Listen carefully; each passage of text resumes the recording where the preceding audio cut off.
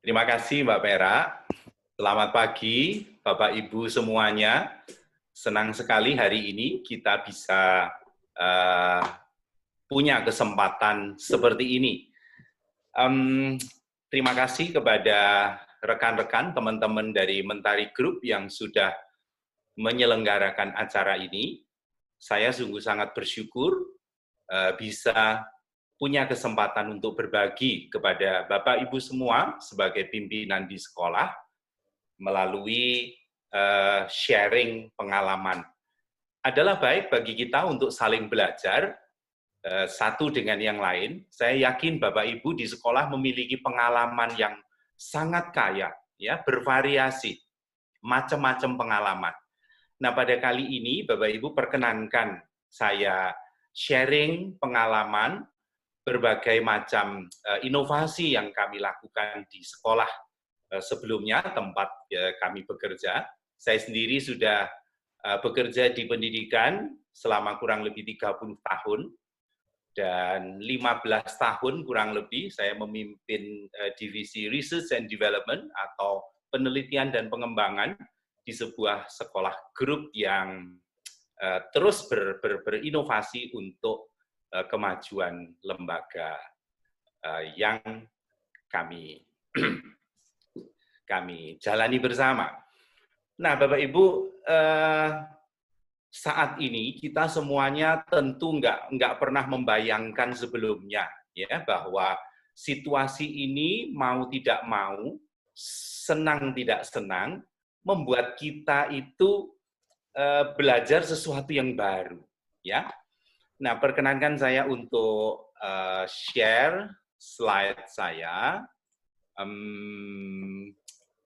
Sebentar saya ambil di bagian depan slide saya. Oke. Ya, apakah Bapak Ibu bisa melihat slide saya? Mbak Perak mungkin bisa bantu feedback saya? Bisa, Pak. Bisa, Pak. Terima kasih. Ya, Bapak Ibu, topik kita kali ini inovasi, ya, leading through innovation. Jadi, oke, ini pengalaman saya tadi. Nah, saya mulai dari sebuah slide ini, Bapak Ibu, ya, leading through innovation.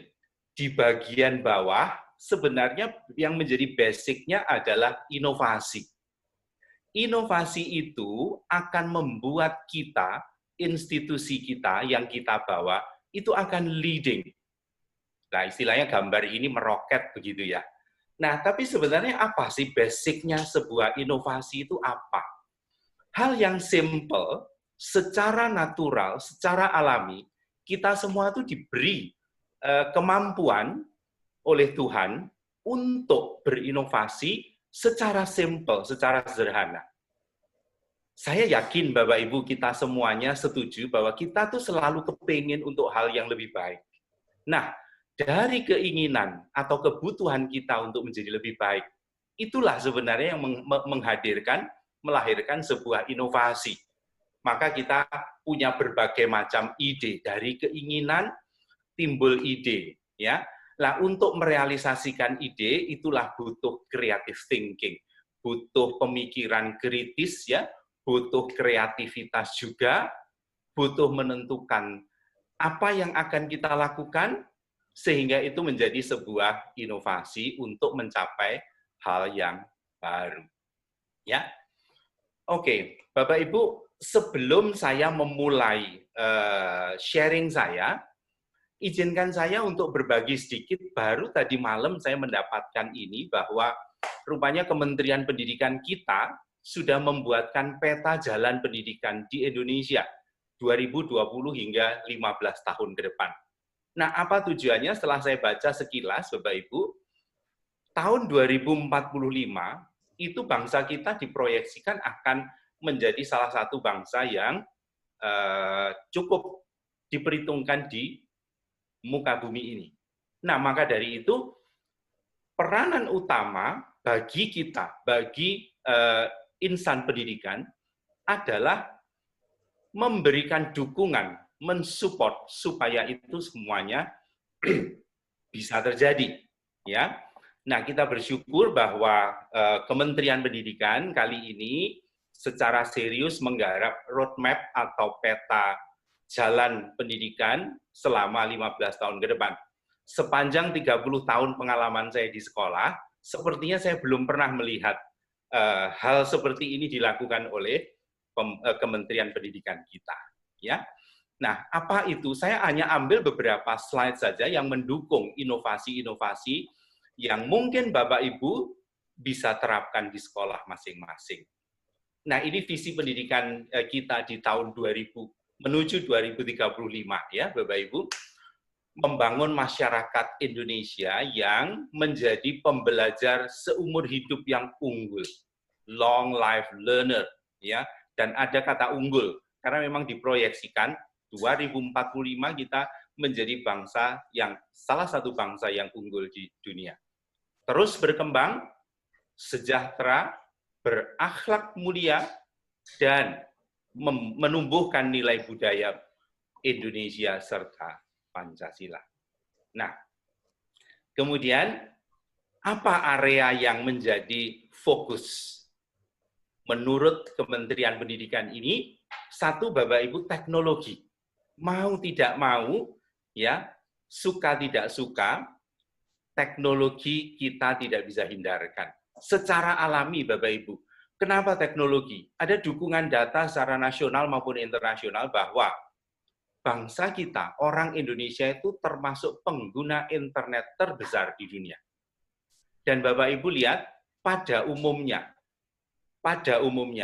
setiap murid kita, setiap orang tua ya di sekolah atau kita sendiri punya gadget smartphone, bahkan mungkin lebih dari satu. Nah, itu menjadi modal yang sangat mendukung kita untuk melakukan berbagai inovasi berbasis teknologi.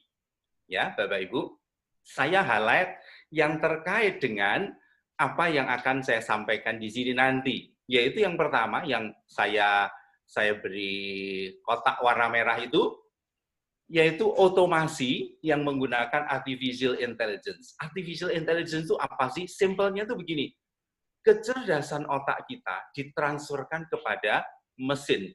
Mesin yang setiap hari yang sangat menolong dalam kehidupan kita itu adalah gadget kita. Nah, sebenarnya kecerdasan manusia itu sudah masuk ke dalam gadget tersebut, ya. Lalu itu terkoneksi dengan big data, data yang begitu besar, ya. Segala informasi itu berlimpah-limpah di sana. Itulah yang dinamakan big data. Bagaimana kita memanfaatkan big data itu dengan sebuah connectivity melalui artificial intelligence, ya. Jadi poinnya itu Bapak Ibu, connectivity, ya, big data, connectivity, artificial intelligence. Nah, ada bagian lain, socio-cultural, ada lingkungan. Saya hanya meng-highlight satu bagian itu saja karena topik kita terkait dengan teknologi, ya, Bapak Ibu. Oke. Nah, Bapak Ibu bayangkan di sini. Perhatikan di situ bahwa salah satu goal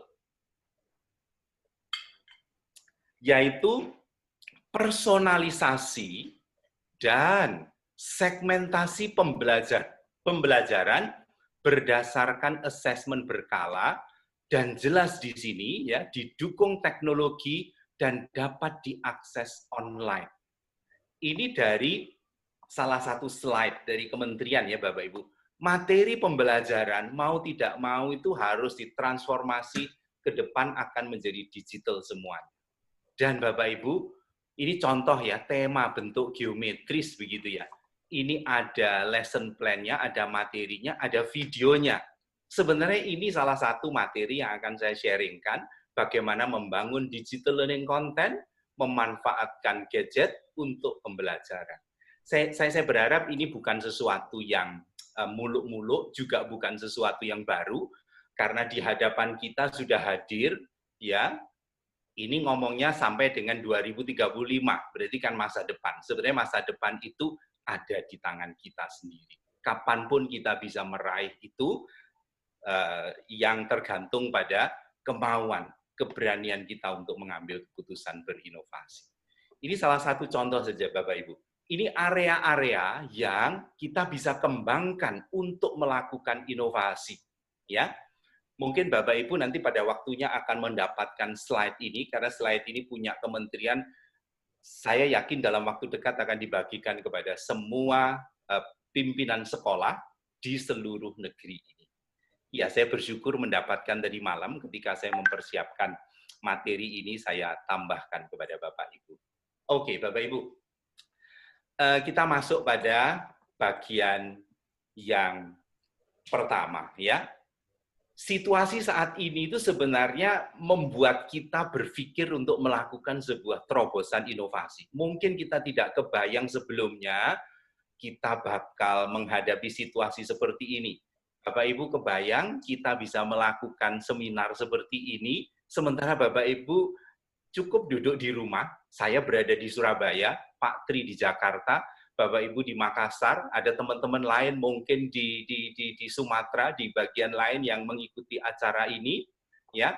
Nah, sebenarnya ini pun juga lahir sebuah pemikiran inovasi, mau tidak mau melakukan hal yang kita bisa menyelesaikan problem yang kita hadapi, ya. Tentunya ada banyak hal yang kita bisa pelajari.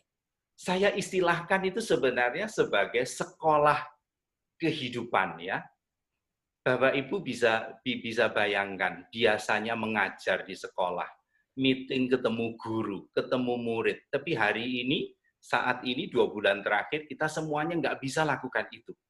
Bayangkan kalau kita juga tidak bisa melakukan secara online, maka kita tidak bisa berbuat apa-apa. Sementara tanggung jawab moral kita sebagai seorang pendidik, tentunya kepingin murid-murid kita tetap bisa belajar hal yang seharusnya mereka dapatkan.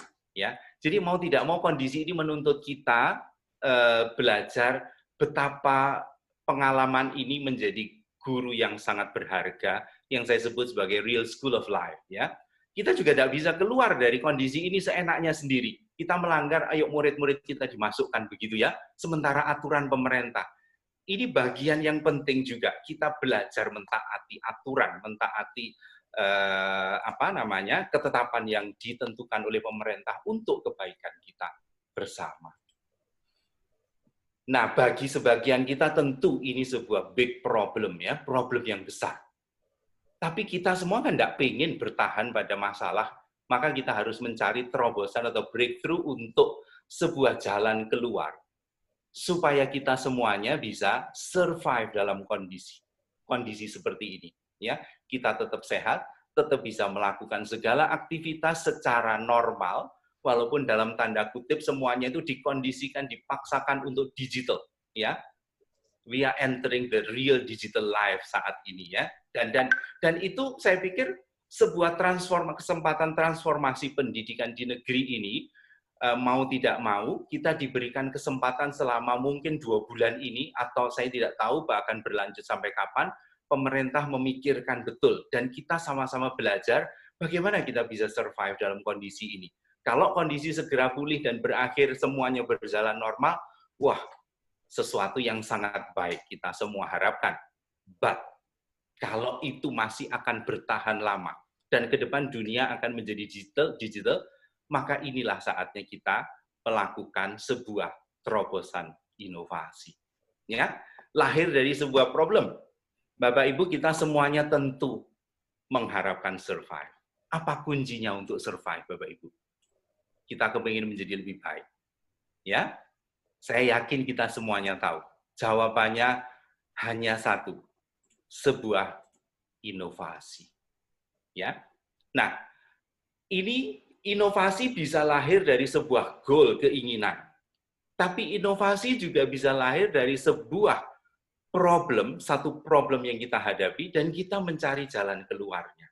Nah, pada kesempatan ini izinkan saya untuk sharing beberapa pengalaman yang kami pernah lakukan selama saya memimpin divisi research dan penelitian pengembangan di sekolah selama kurang lebih 15 tahun terakhir, ya.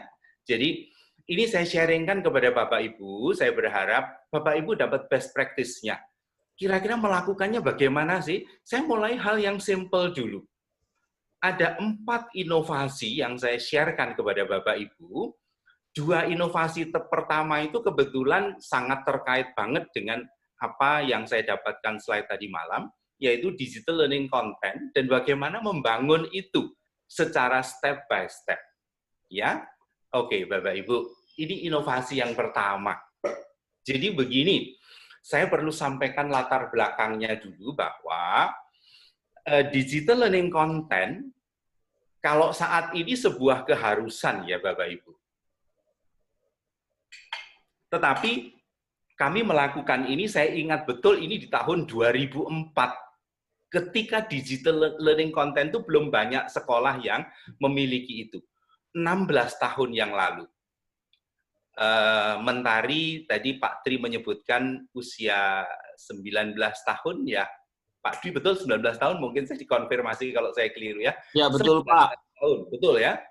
Nah, kami memulai inovasi ini 16 tahun yang lalu ketika Mentari berumur berapa ya? 3 tahun ya Bapak Ibu. Ini lahir dari sebuah tuntutan, keinginan. 2004 PISA saat itu, saya kira Bapak Ibu sangat familiar dengan PISA ya, program for International Student Assessment, yang dirilis seingat saya pertama kali tahun saya dapat data 99, kalau 96, 99, itu setiap 3 tahun. Jadi kami memulai inovasi ini tidak mikir itu ada PISA atau apapun ya, tetapi kami tahu bahwa ini kebutuhan masa depan, bahwa ada problem di sekolah. Kalau guru-guru itu kontennya itu semuanya manual. Kalau kita kepingin percepatan, maka kan tidak mungkin bahwa semuanya itu harus diketik, gampang begitu ya. Tim guru bergotong royong membuat materi bersama-sama. Tapi ini lahir dari juga sekalian set the higher standard ya. Jadi kita set dengan satu standar yang lebih tinggi lagi. Kita menggunakan, memang background saya math. Jadi saya waktu itu memimpin guru-guru matematik untuk melakukan inovasi ini, kami set standar. Jadi kami research dari berbagai negara, matematika dari mana, waktu itu pilihannya 2, kalau tidak Belanda, Singapura. Ya, mereka mengembangkan hal yang sama, akhirnya kami pasang standar, oke, Singapura Math itu lebih cocok dengan culture Asia, dengan culture sekolah kami. Nah, saya hanya tunjukkan saja bahwa satu contoh thinking skill, bagaimana membangun thinking skill. Kalau kita membangun thinking skill anak-anak, akan mendorong kreativitas. Ya. Dan salah satu contoh saja materi ini kami buat sekitar 16 tahun yang lalu. Ini kalau kita buktikan 1 liter itu sama dengan 1000 cc. Kegiatannya seperti apa? Maka bagaimana kita membangun, merancang itu supaya terjadi. Jadi ternyata caranya simple ya. Kita buat satu mainan kegiatan tuh karton dipotong-potong sehingga membentuk kubus terbuka begini, ukurannya 10 kali 10 kali 10. Jadi 1000 cm kubik gitu ya. Nah, lalu ambil gelas ukur atau gelas biasa yang ada 1 literan begitu ya, air atau pasir dituang ke sana. Sehingga anak membuktikan, oh ini loh, 1 liter tuh ternyata 1000 cm kubik. Jadi pembelajaran tuh bukan lagi sekedar diberikan, tapi anak dirancang melalui satu kegiatan yang real. Ya, memang metodologinya itu ada konkret, kemudian picture, kemudian masuk abstrak. Selama ini kalau kita ngajar biasanya, oke, 1 liter 1000 cc. That's all. Nah, apakah berhenti di situ, Bapak Ibu? Jadi inovasi ini setelah kita lakukan, 1 tahun penuh kami menyusun itu, level 1, 2, 3, 4, 5, 6. Ya, karena itu waktu itu belum ada resource berbahasa Indonesia. Resource yang ada bahasa Inggris. Disitulah saya pertama kali mengenal Mentari. Ya, mereka menyediakan resource yang berkualitas. Saya bersyukur sekali bisa mendapatkan materi itu. Yang kami bisa lakukan, kami terjemahkan, kami buat suplemen, dan kami cetak untuk murid-murid dan dipakai untuk guru. Sekitar 3-4 tahun kemudian, kami revisi lagi satu bagian ini. perlu dilengkapi video. Ya, video ini kami buat mungkin di tahun 2007-2008. Ini masih jelek ya Bapak Ibu. Ini untuk menggantikan activity itu, ingat kemampuan anak belajar itu bisa kinestetis melakukan sesuatu, bisa membaca, tapi juga bisa visual melihat. Dan ini video ini sangat singkat, mungkin hanya 1 menit. Bapak Ibu perhatikan.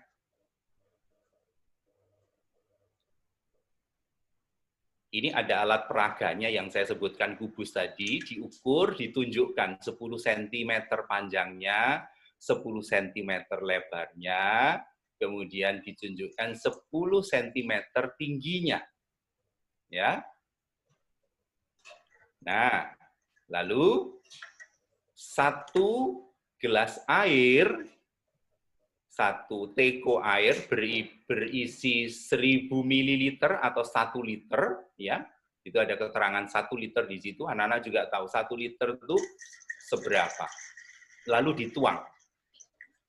Ternyata penuh. Jadi 1 liter itu ternyata sama dengan 1000 cc. Ini inovasi yang berikutnya. Sudah dibuat, kemudian diperbaiki lagi. Ada lagi diperbaiki pada tahapan yang berikutnya. Saya sangat kaget awalnya ketika saya mengajar di SMA.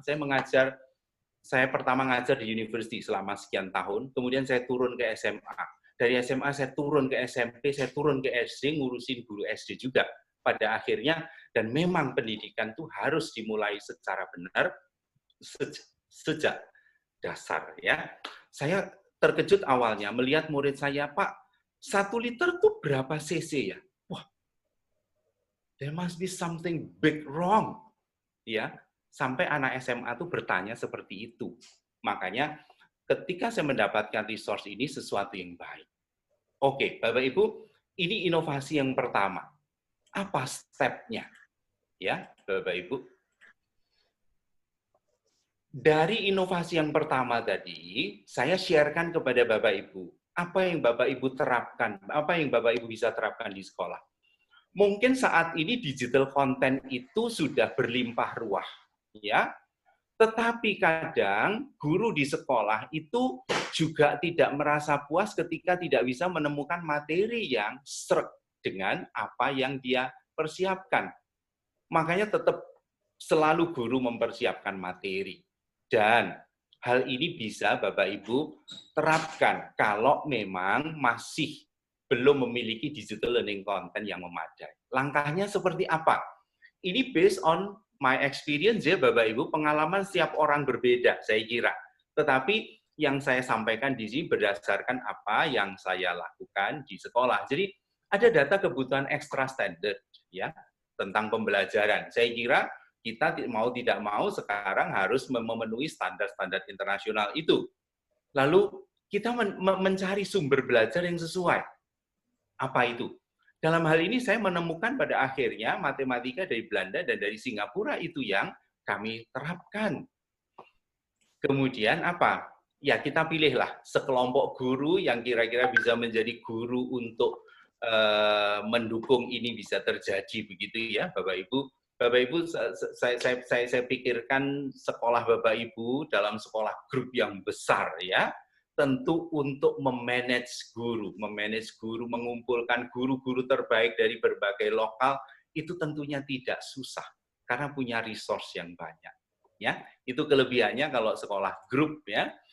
Nah, lalu menyusun materi dan ini selesai dalam waktu 1 tahun, Bapak Ibu. Kelas 1, kelas 2, kelas 3, kelas 4, kelas 5, kelas 6. Extra standard materi dengan standar internasional. Kami kerjakan, ini tidak banyak, tim yang terlibat tidak banyak. Kami waktu itu hanya punya tim sebanyak 16 orang guru. Ya, 16 orang guru. Jadi tiap level ada 2 orang. 2 orang. Nanti 1 membantu edit sampai selesai. Kira-kira gitulah. Ya, kalau ngomong kualitas namanya kita membuat inovasi pertama, tentu masih belum bagus betul, belum sempurna. Ya, tapi nggak ada salahnya kita lakukan sebuah inovasi. Dan itu kita gunakan terus cetak, dan pada akhirnya Bapak Ibu, kita mendapati 3 tahun kemudian dicetak terus, Lalu kita stop. Oke, saatnya kita berhenti dari cetakan beralih ke digital. Apa yang kita lakukan? Ya, masuk pada inovasi yang kedua. Karena memang bagaimanapun juga kita harus menyadari isu untuk lingkungan. Mencetak itu juga bagian dari yang perlu kita jadi concern. Makanya kami memikirkan beralih ke digital. Jadi di tahun 2004, 2007, 2008 kami stop cetak dan dijadikan digital. Bersamaan dengan itu memang ada semua sekolah, semua lokal itu harus disediakan LCD projector ya. Karena memang itu sebuah tuntutan. Saya kira mungkin di sekolah Bapak Ibu sebagian besar menggunakan fasilitas juga itu saat ini. Nah, saya lanjut inovasi kedua. Nanti setelah inovasi kedua kita bisa tanya jawab. Mungkin Bapak Ibu ada yang menanyakan sesuatu terkait hal-hal yang kami sampaikan ya. Jadi izinkan saya, karena ini terkait, dua inovasi ini terkait. Satu tadi membangun digital learning content, Bapak Ibu. Nah, step-stepnya seperti itu. Kemudian yang kedua, digital learning content itu sudah terbentuk. Di waktu yang bersamaan, kami mengerjakan level SMP dan SMA, Bapak Ibu. Ya, jadi yang saya ceritakan tadi selesai 1 tahun itu SD, 1 tahun lagi SMP, itu butuh waktu kira-kira 2007 kami selesai semua digital learning content, dan kami memulai IT-based school, satu proyek percontohan untuk sekolah berbasis IT. Ya, nah kemudian dukungannya di situ apa? Lalu metode pembelajarannya harus berubah. Kita menggunakan flip learning dan menggunakan gadget. iPad misalkan aja. Tentu ini sebuah dukungan fakta bahwa tentunya didukung data berapa banyak murid-murid yang memiliki gadget saat itu. Ini terjadi di tahun 2012, Bapak Ibu. 8 tahunnya, dari sekarang 8 tahun lalu, belum ada ujian nasional berbasis komputer ya, UNBK masih belum ada. Nah, kami memulai ini. Apa sih flip learning itu, flip classroom itu? Simpelnya tuh begini, Bapak Ibu. Bapak Ibu tentu familiar dengan CBSA ya, cara belajar siswa aktif. Sebenarnya ini nggak beda dengan itu. Yang kita harapkan ketika murid-murid masuk kelas, mereka ready untuk belajar. Untuk bisa ready belajar, mereka harus belajar di luar kelas sebelumnya. Apa yang terjadi? Before the class, mereka menyiapkan materi. During the class, mereka diskusi sama teman. Guru membantu sebagai fasilitator. Ya, ini di dalam kelas. Yang kuning di bawah itu di luar kelas.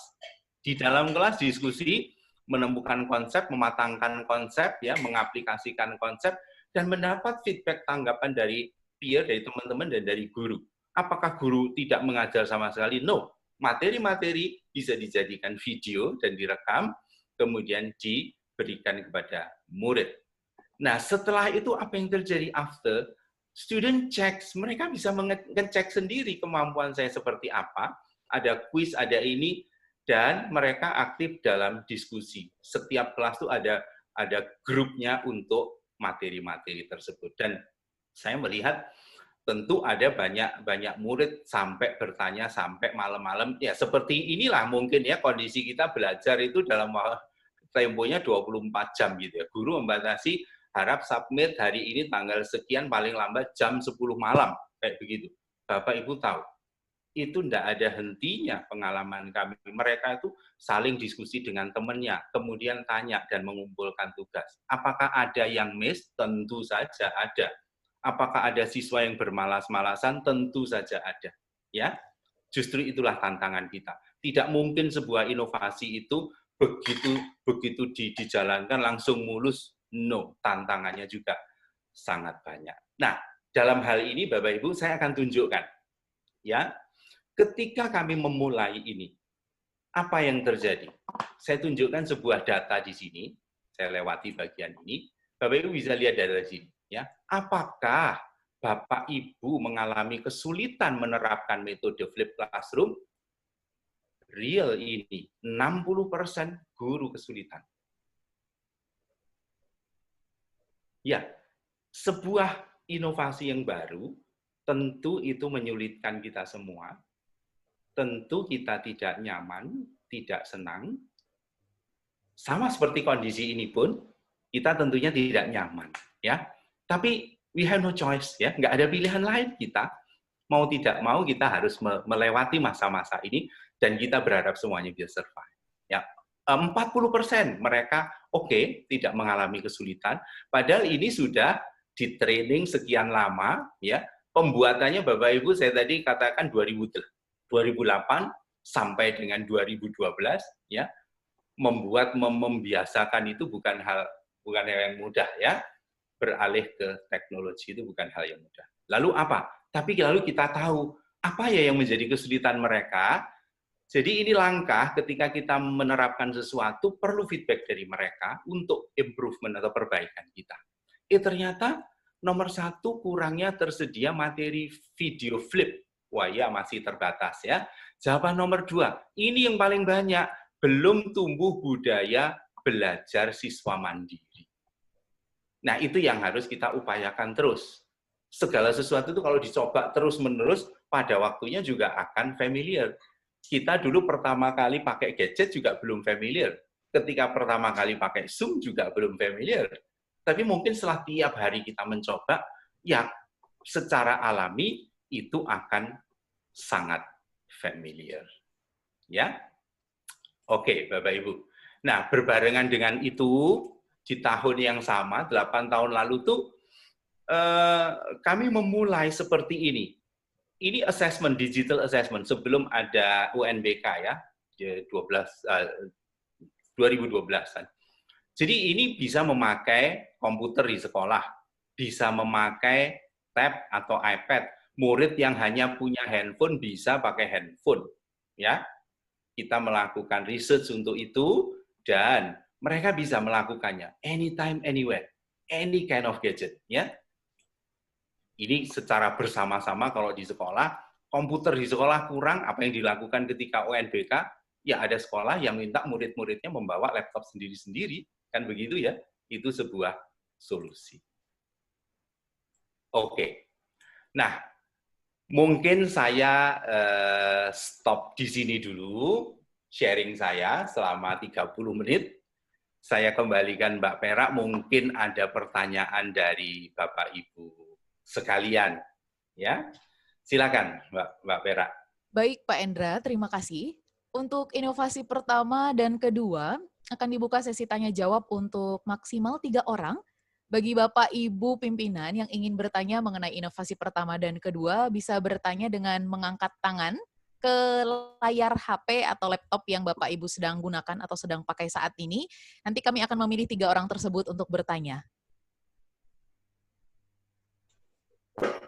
Oke, ada satu Pak Nurjaya, berikutnya ada siapa yang ingin bertanya lagi? Mungkin untuk Bapak Ibu yang ingin menambahkan, memasukkan pendapat atau idenya.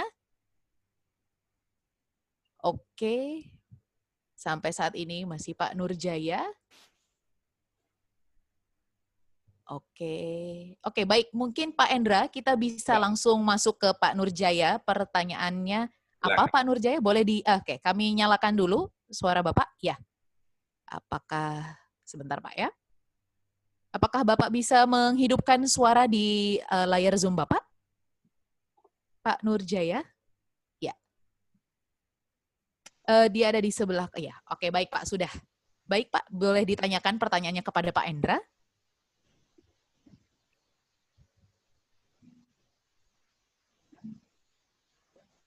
Maaf Pak Nurjaya, boleh ya suaranya agak didekatkan Pak kepada headsetnya. Iya, betul Pak.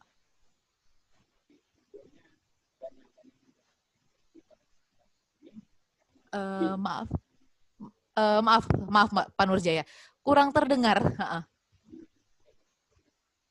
Kurang terdengar, iya. Halo Pak, boleh dites dulu Pak mikrofonnya? Suaranya jauh.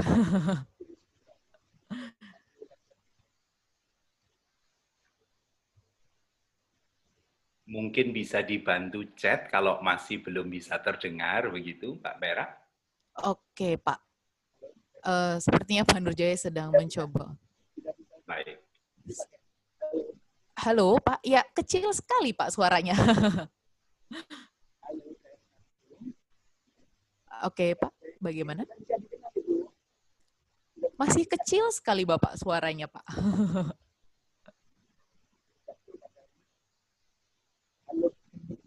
Halo.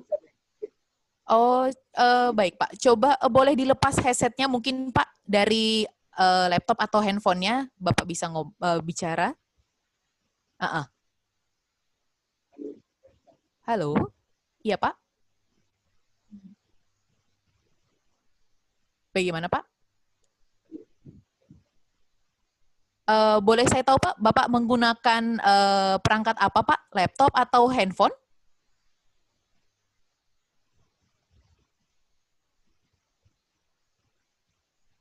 Halo, Pak.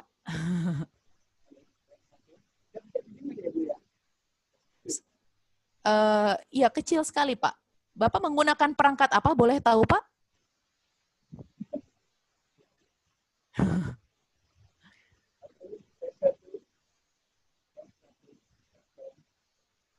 Atau mungkin pertanyaannya bisa disampaikan pada kolom chat, Pak.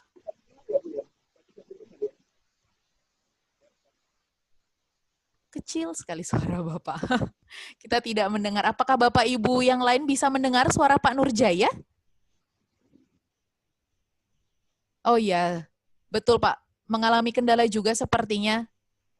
Boleh disampaikan pada kolom chat atau obrolan di aplikasi Zoom Bapak? Apa yang ingin Pak Nurjaya sampaikan? Begitu Pak?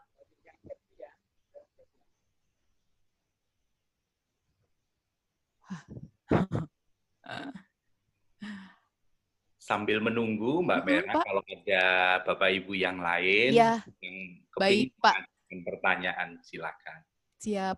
Mungkin untuk Bapak, Ibu yang lain yang ingin bertanya pada inovasi pertama dan kedua yang disampaikan oleh Pak Hendra pada pagi hari ini, masih kita buka sesi tanya jawabnya sambil menunggu Pak Nurjaya untuk uh, membenarkan speaker dari perangkat tersebut. Ada yang ingin bertanya Bapak Ibu? Nanti akan saya coba bantu pilihkan. Ada Pak Amir. Oke, baik Pak Amir.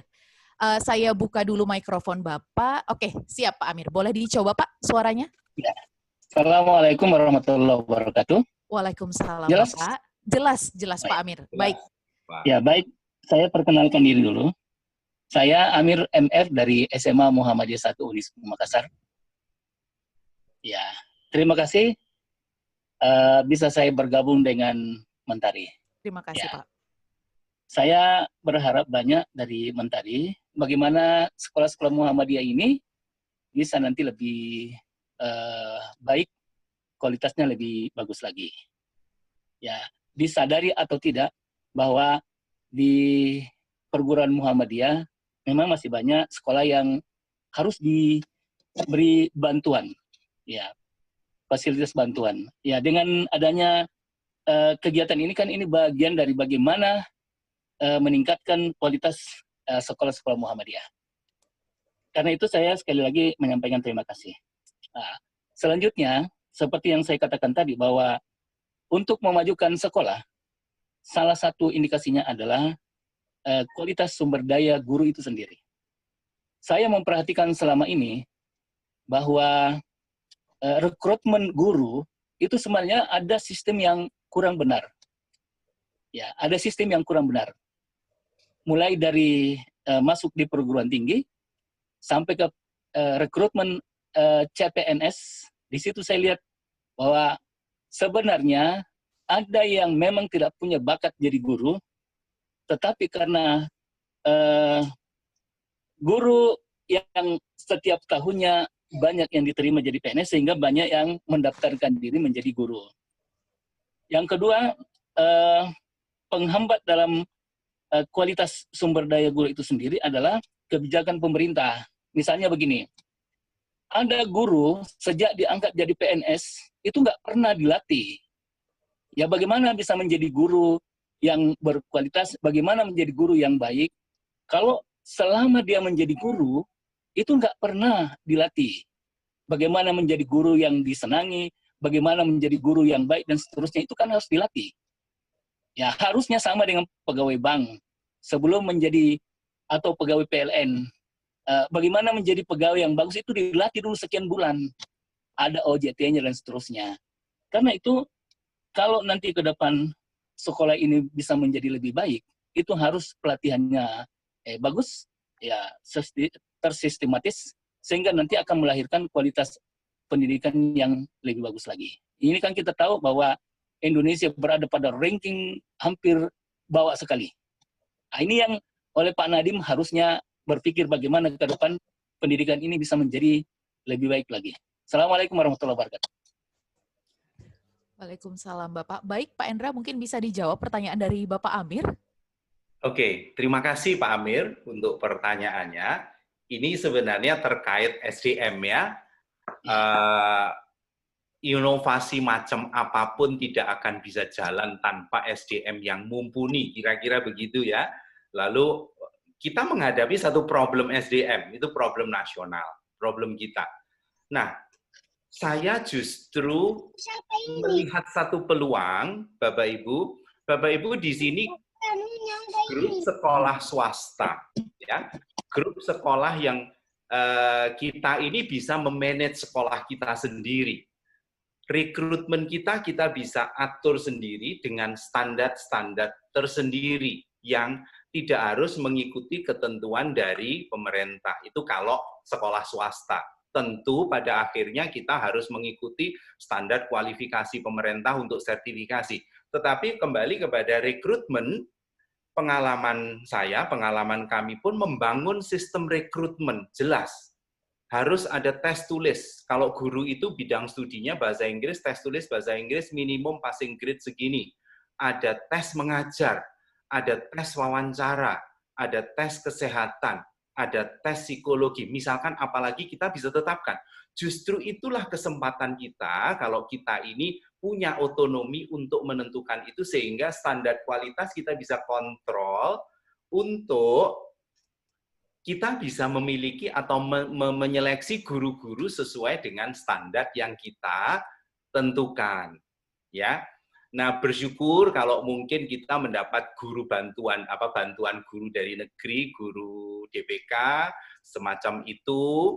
Nah, tentu kita juga tidak bisa menjamin 100% apakah guru-guru kita itu skillful, terlatih.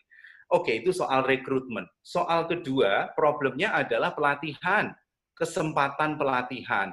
Betul, Pak Amir, bahwa sebagian besar guru belum mendapatkan pelatihan yang memadai begitu. Nah, oleh karena itu, sebenarnya pemerintah dalam hal ini kementerian itu juga sedang menggandeng mitra pihak-pihak terkait yang bisa menjadi organisasi penggerak nantinya untuk menggerakkan pelatihan-pelatihan semacam ini.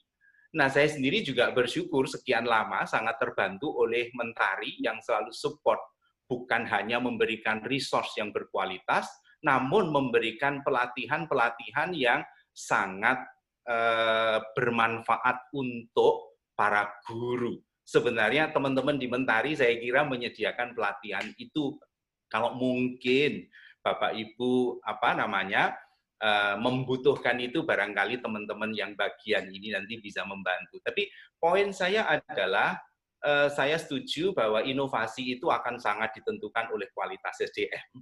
Dan kualitas SDM itu satu, Bapak tadi tekankan rekrutmen. Bagaimana rekrutmennya? Tentu kita tidak perlu saling mempersalahkan, ini pemerintah belum melakukan dengan baik macam-macam. Apa yang kita bisa lakukan, ayo kita lakukan bersama, karena kita punya tanggung jawab di bagian kita masing-masing, di sekolah kita masing-masing.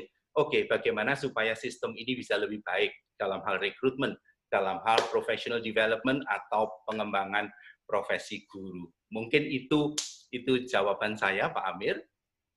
Semoga bisa menjawab begitu ya. Terima kasih, Pak Amir. Terima kasih. Baik, mungkin kembali lagi. Ya oke, Pak Nurjaya sudah siap. Ini silakan Pak Nurjaya. Baik, terima kasih Pak Amir. Mungkin Pak Nurjaya, baik saya nyalakan dulu mikrofonnya. Apakah bisa Pak langsung dinyalakan? Iya, baik. Halo Pak. Kecil sekali suaranya Pak. Boleh dikerasin volume suara Bapak mungkin? Jadi agar terdengar.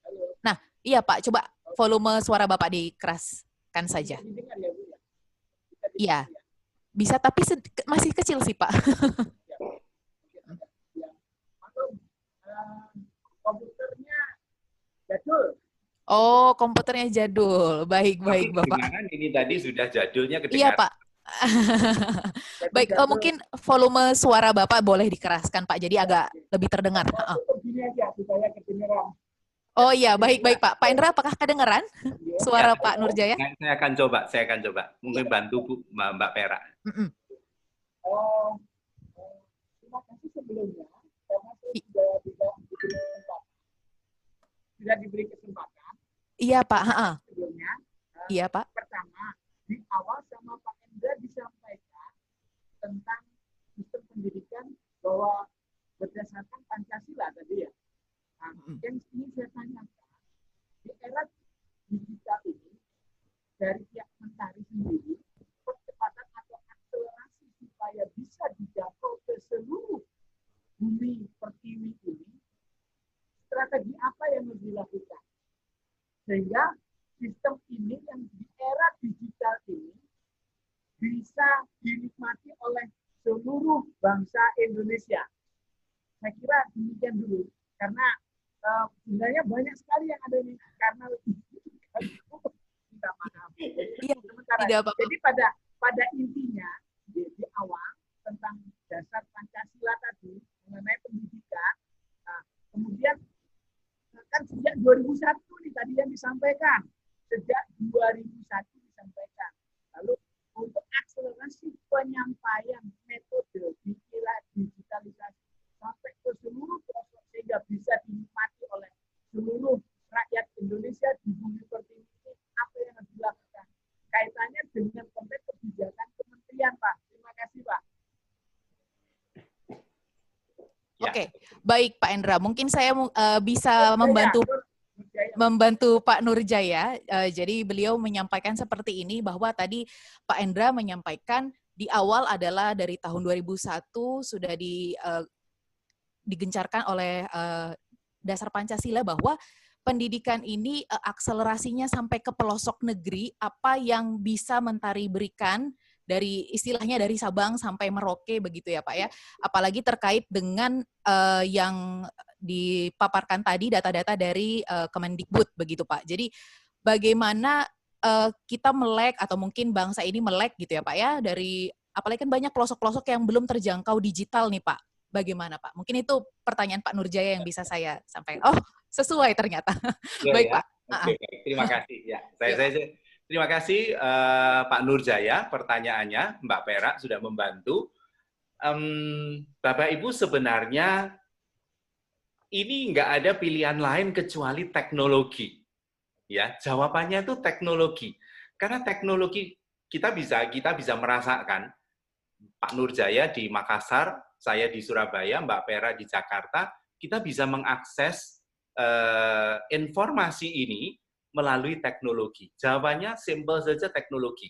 Nah, bagaimana tadi pertanyaan terkait teman-teman Mentari bisa membantu itu? Sebenarnya teman-teman di Mentari menyediakan berbagai macam platform yang sudah digital, yang bisa diakses oleh sekolah dari Aceh sana sampai Papua, ya. Bapak Ibu tinggal masuk aja ke linknya Mau Pintar atau Hadir Yuk ya yang disediakan oleh Mentari. Karena saya sendiri pengalaman di sekolah puluhan tahun sangat terbantu oleh teman-teman dari Mentari untuk melakukan berbagai macam improvement, percepatan, dan mungkin nanti pada inovasi ketiga saya tunjukkan, ketika kami menggandeng partner atau bermitra dengan satu lembaga yang cukup tepat, itu akan meningkatkan percepatan kualitas yang terjadi di sekolah, Pak. Jadi mungkin itu jawaban dari saya. Teman-teman dari Mentari mungkin dari tim yang EEC yang kunjungan ke sekolah atau Pak Dwi dan teman-teman bisa memfollow up ini karena ini soal jangkauan sampai ke seluruh negeri dan tentunya teman-teman di Mentari juga memikirkan itu, bagaimana kita bisa membantu, menolong sekolah ini merasakan dan menikmati kualitas pembelajaran yang baik, yang berstandar internasional, ya. Itu kepada semua sekolah, nggak ada perbedaan lagi, ini mau sekolah negeri, swasta, ini sekolah yang kecil, sekolah besar, semuanya kita layani dengan baik. Kira-kira itu Pak Nurjaya, mungkin jawabannya membantu atau masih ada pertanyaan, kami persilakan.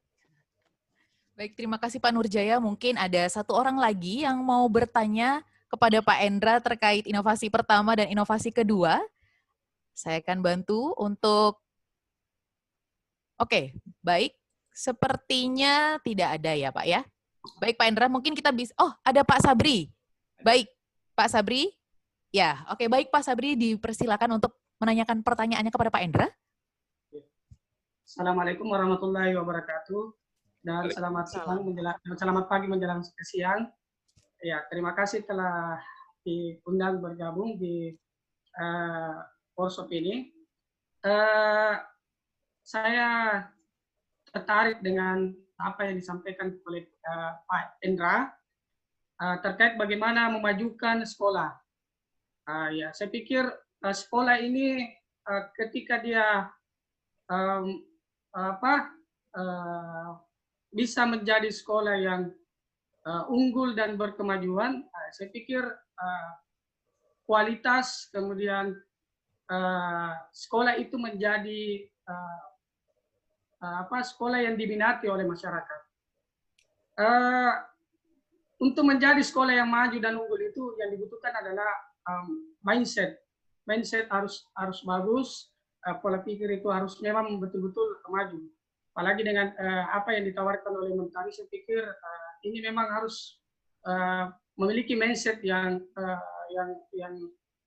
sekolah itu yang sesuai dengan berkemajuan itu. Ada beberapa kendala yang kami lihat termasuk di sekolah kami. Desain daripada mindset itu adalah persoalan metodologi. Ya, mungkin tadi dipaparkan bahwa kendala kita itu ada di poin kedua tadi itu, ketika tadi ada survei itu bahwa minat belajar siswa itu dalam hal belajar mandiri siswa itu sangat kurang.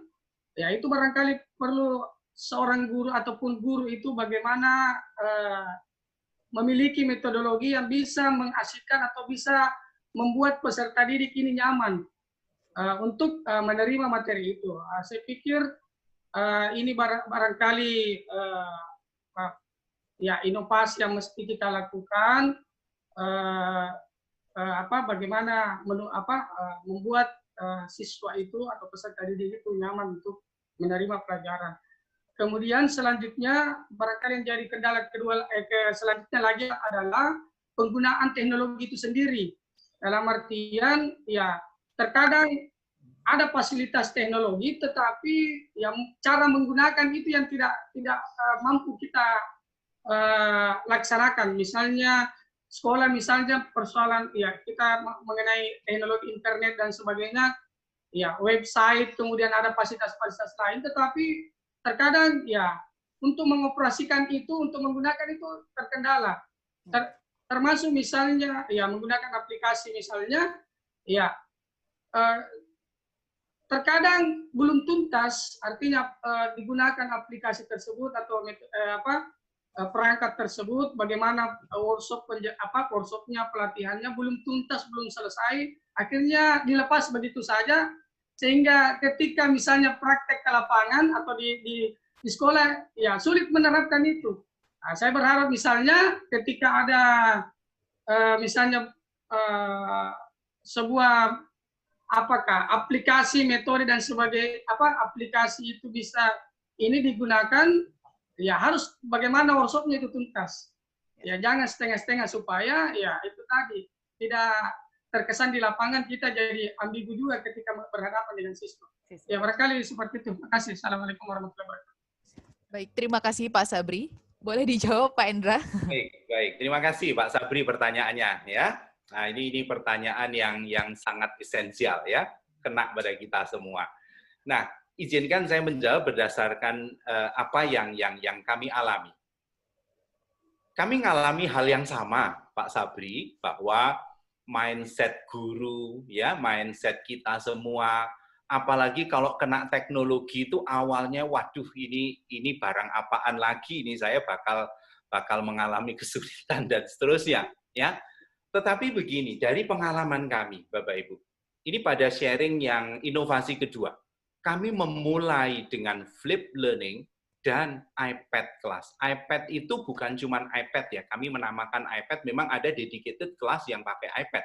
Tapi selain itu kami juga menggunakan platform lain, Android atau yang lainnya pun, ya. Karena kenyataannya memang sebagian kebetulan yang punya iPad jumlahnya cukup banyak, tapi yang lain itu jauh lebih banyak, ya nggak pakai iPad jauh lebih banyak. Apa yang kita lakukan? Beri kesempatan kepada guru untuk dalam tanda kutip bermain-main dengan gadget. Ya, ketika pelatihan, maka berikan pada tahapan-tahapan yang nyaman untuk guru, sehingga guru berkesempatan untuk mencoba secara mandiri. Pengalaman kami, ketika kita itu menyampaikannya dengan cara, oke, silakan main-main dengan gadget Anda.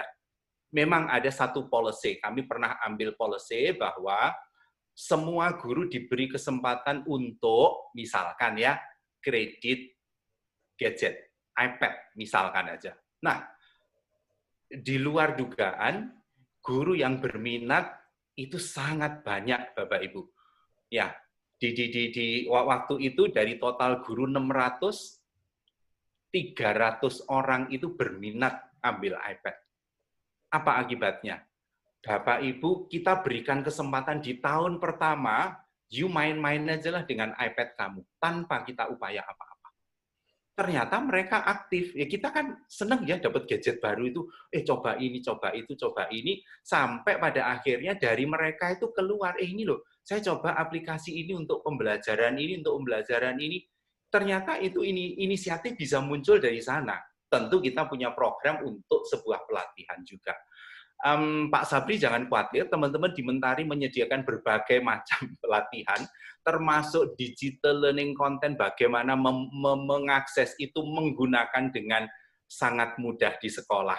Jadi apa yang kita pikirkan mungkin 10 tahun lalu, saat ini sudah totally different ya, berubah dengan total, bahwa ketersediaan kemudahan itu tuh sudah dalam jangkauan kita. Kita tidak perlu lagi bersusah payah membangun digital learning content seperti itu tadi yang saya ceritakan, ya. Bukan berarti lalu sekolah tidak melakukan upaya apa-apa, no. Tapi ada satu tahapan, ini sudah ada big data, ya, yang informasi yang kita bisa manfaatkan, pakai saja itu, ya. Kesempatannya memang metodologi. Karena itu, metodologi yang tepat harus dilatihkan. Bagaimana caranya? Carilah atau dapatkan sumber atau mitra yang bisa menyediakan itu dengan baik.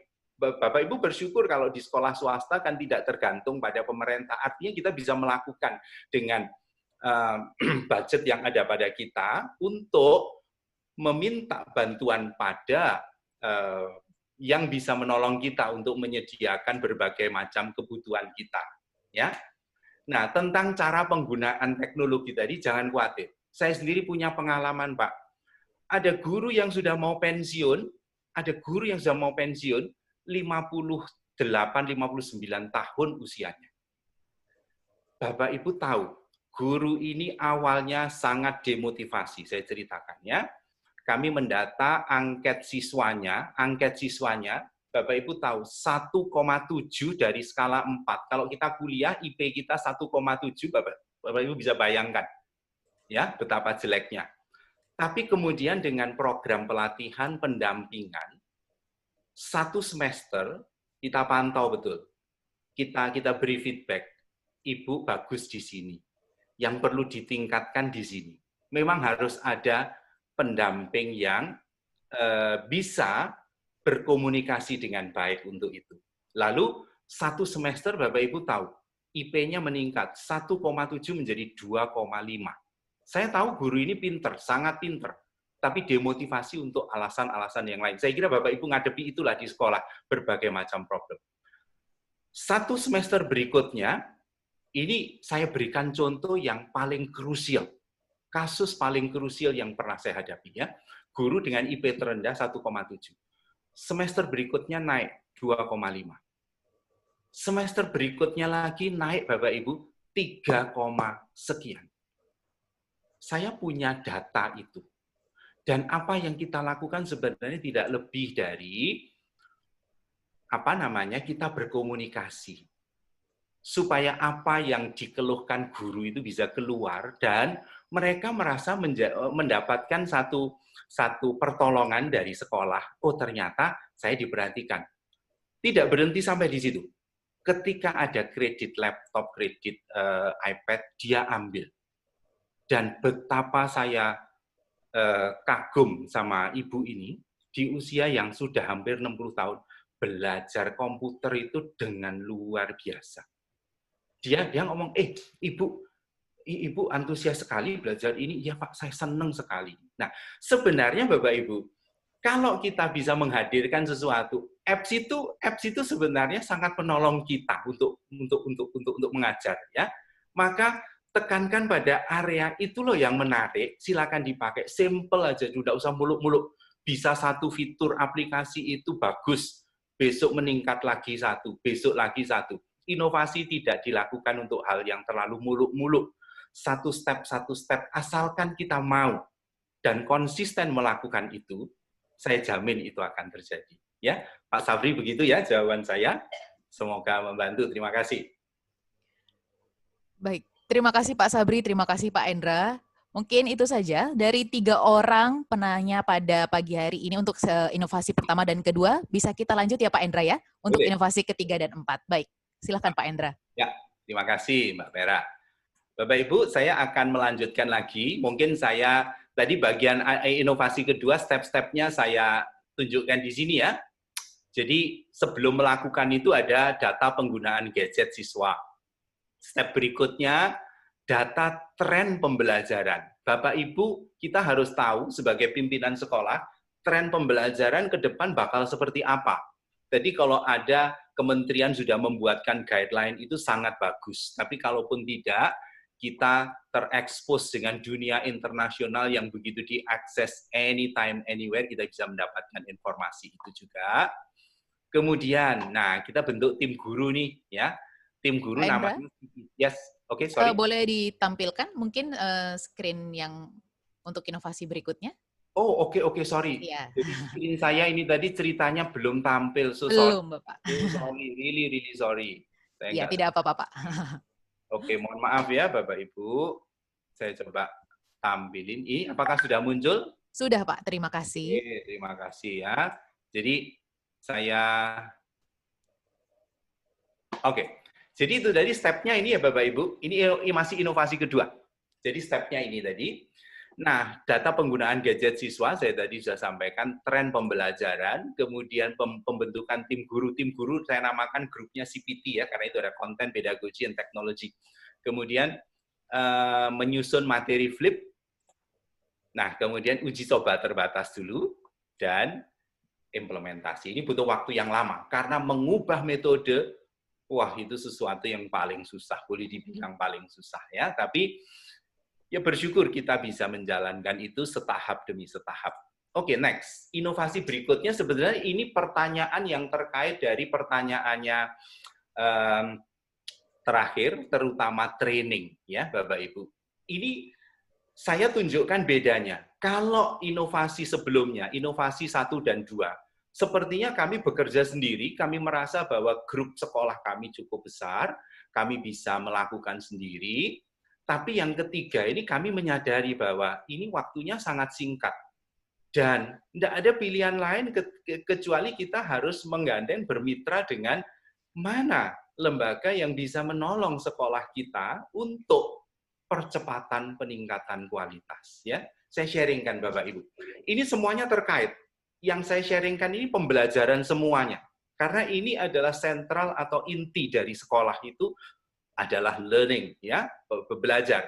Karena itu yang saya sharingkan 4 hal ini semuanya tentang belajar. Oke, yang berikutnya, setting bilingual math and science. Bapak Ibu, sebenarnya ini tren itu sudah lama, ya.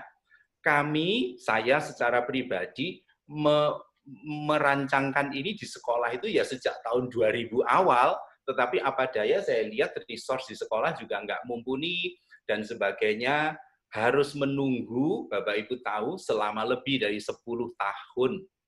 Jadi ini bilingual math science itu baru kira-kira 4-5 tahun terakhir. Itu tren, Bapak Ibu. Dan juga tuntutan sebenarnya, tuntutan internasional. Di PISA, Program for International Student Assessment, itu 3 area ini. Inggris, literacy, ya, bahasa, lalu numeracy, math, kemudian science. Ya. Dan kita belajar dari pengalaman negara-negara yang sudah terbukti unggul untuk skor PISA-nya. Nah, apa yang kita lakukan dalam inovasi ketiga itu, Bapak Ibu? Oke, jadi kami mengumpulkan grup guru, kemudian dilatih secara intensif. Ingat, kuncinya adalah mempersiapkan guru, dilatih secara sungguh-sungguh sampai mereka ready mengimplementasikan. Jangan pernah mengimplementasikan sesuatu yang baru, tetapi gurunya sendiri masih belum cakap, ya, karena itu akan berdampak pada image sekolah kita. Kita ini sekolah swasta, ya, sangat tergantung pada minat orang tua untuk menyekolahkan anak. Nah, sekali itu kita dapat kepercayaan itu, ya, itulah yang kita harapkan. Tetapi makanya kunci utama di sini adalah menyiapkan guru, menyiapkan resource, sehingga itu menjadi siap.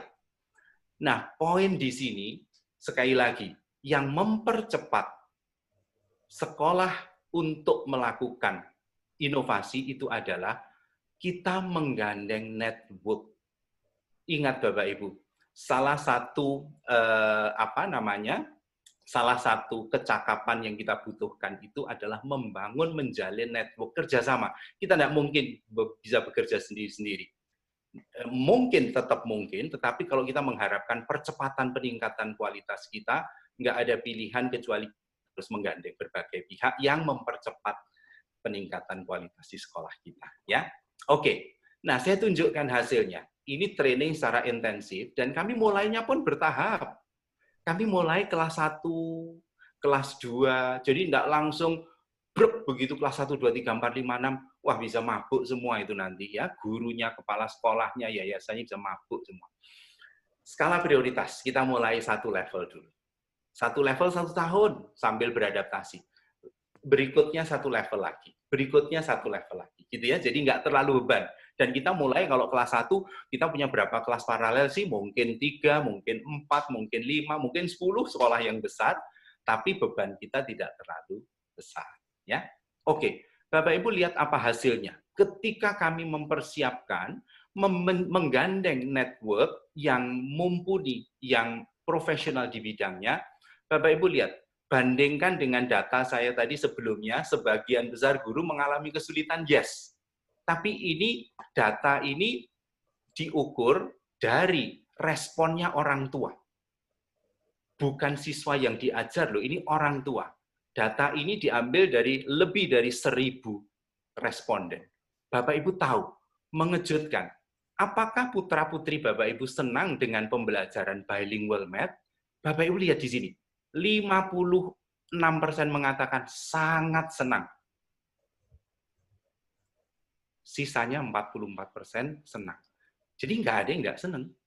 Kalau ini terjadi, artinya apa? Ini sebuah customer satisfaction yang berdampak pada image sekolah, yang berdampak pada minat orang tua memasukkan anaknya ke sekolah kita. Angket berikutnya, data berikutnya maksud saya, pertanyaan berikutnya. Dari jawaban tadi, ya, apa alasannya boleh milih lebih dari 1? Membiasakan berbahasa Inggris. Ingat Bapak Ibu, bahasa Inggris itu tuntutan ya bagi kita, nggak ada pilihan lain kalau kita mau mengaplikasikan berbagai standar internasional. Ya bahasa Inggris diantaranya. Meningkatkan kemampuan bahasa Inggris loh, ini loh.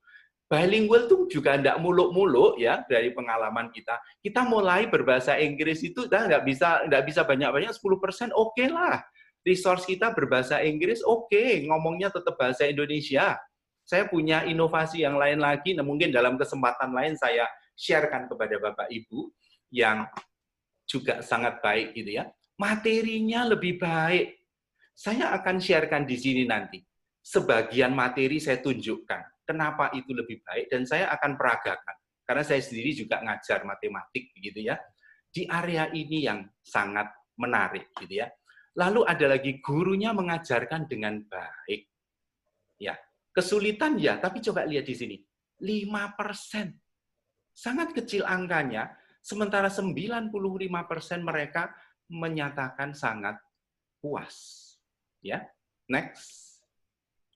Lalu pertanyaan berikutnya, kita tuh tanyanya pada orang tua loh, Bapak Ibu. Pihak di luar kita, kalau kita tanya kualitas kita, jangan tanya pada kita, tanyalah orang di luar kita, atau pengguna kita, kan gitu ya. Apakah gurunya mampu mengajar materi dengan baik? Bapak Ibu lihat di sini.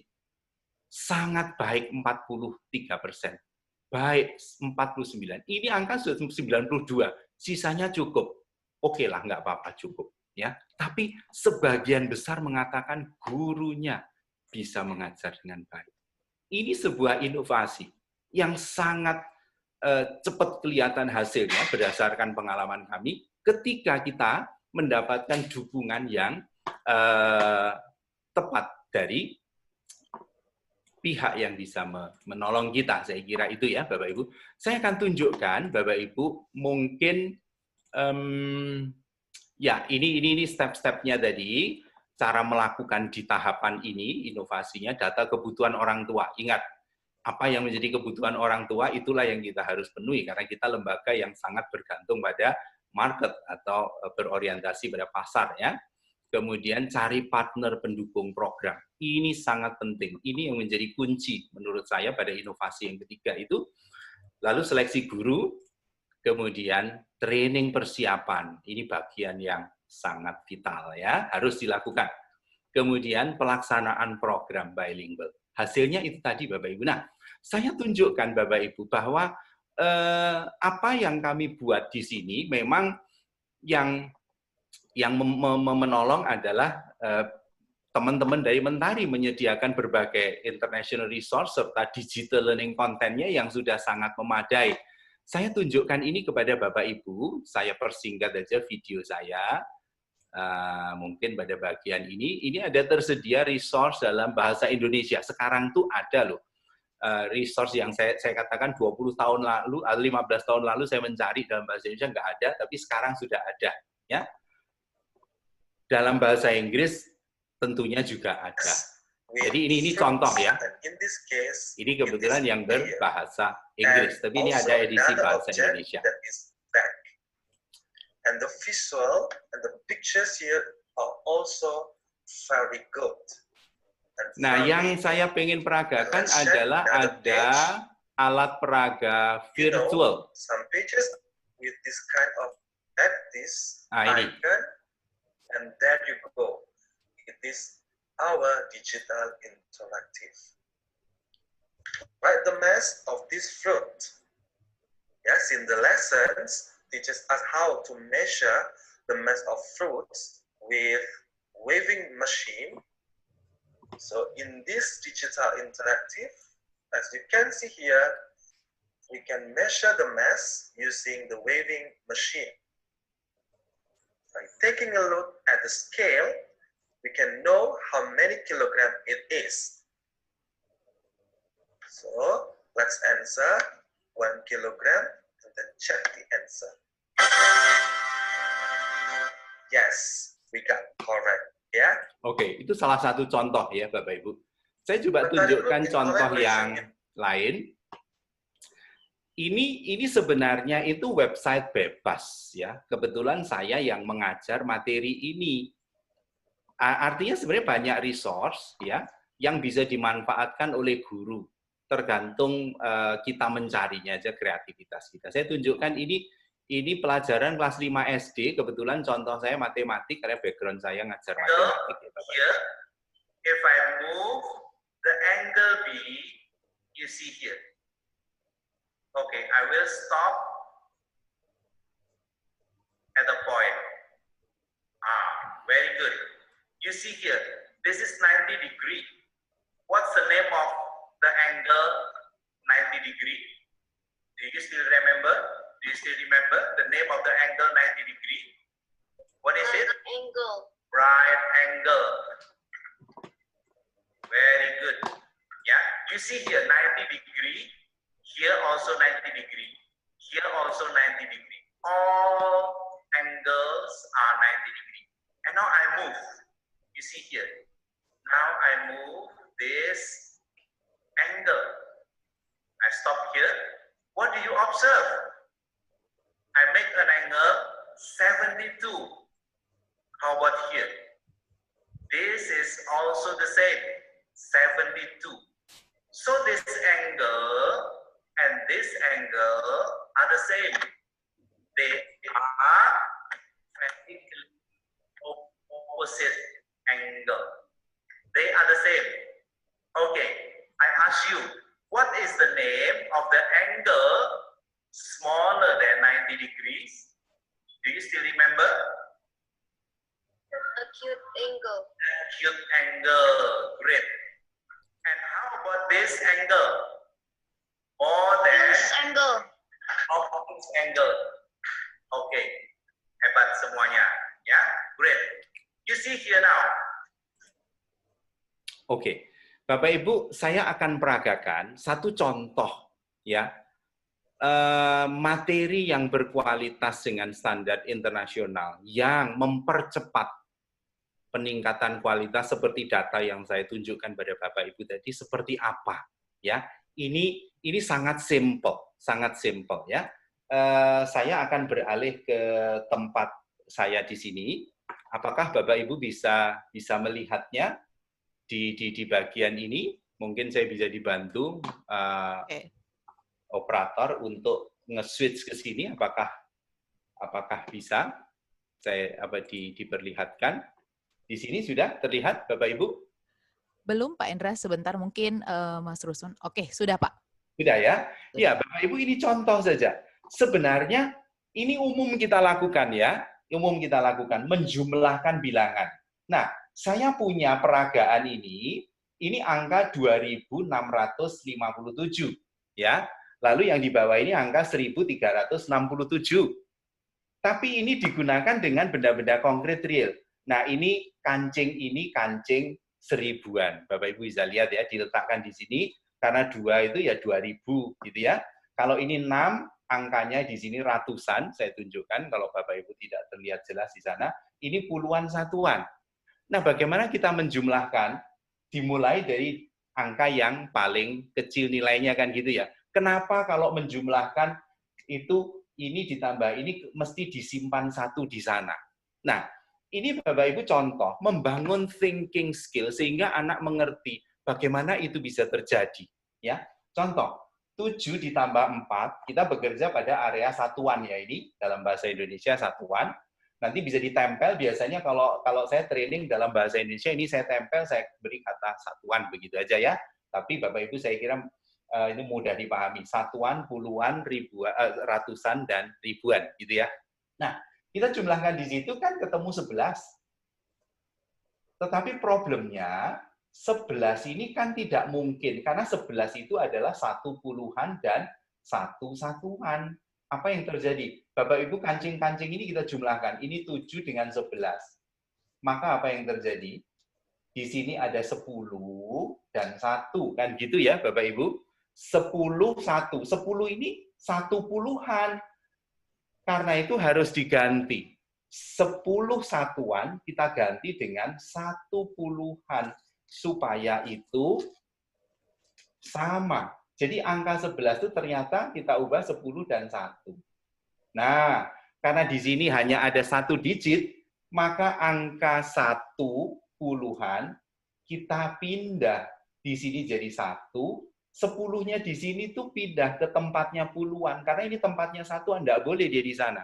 Itu sebabnya kenapa di sini kita tulis angka 1, ini simpenan dari sana, istilah kita anak-anak. Tapi sebenarnya itu satu konsep, ya.